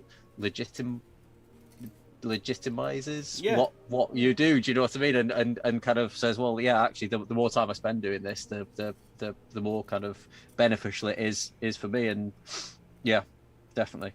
There are a lot of creators out there that I kind of support on Patreon and things as well. It's it's definitely worth doing. Huzzah and harumph. Benji, thank you so much for jumping on the stream with us and hanging out today, man. That was awesome. Absolutely welcome. I've loved it. I always enjoy coming on. It's great. You are most welcome all the time. Thank you. I'll definitely be back again at some time. I'm pretty sure of that. I have no doubt. You said that, Colin. Here's a little Lord of the Rings trivia for you. Yes. Who said you are most welcome in the Lord of the Rings movies? That's going to Colin, because I think Benji knows the answer. I know the answer. That's why I quoted it. Oh, right. Good. There you go, then. It's Aragorn. Yeah.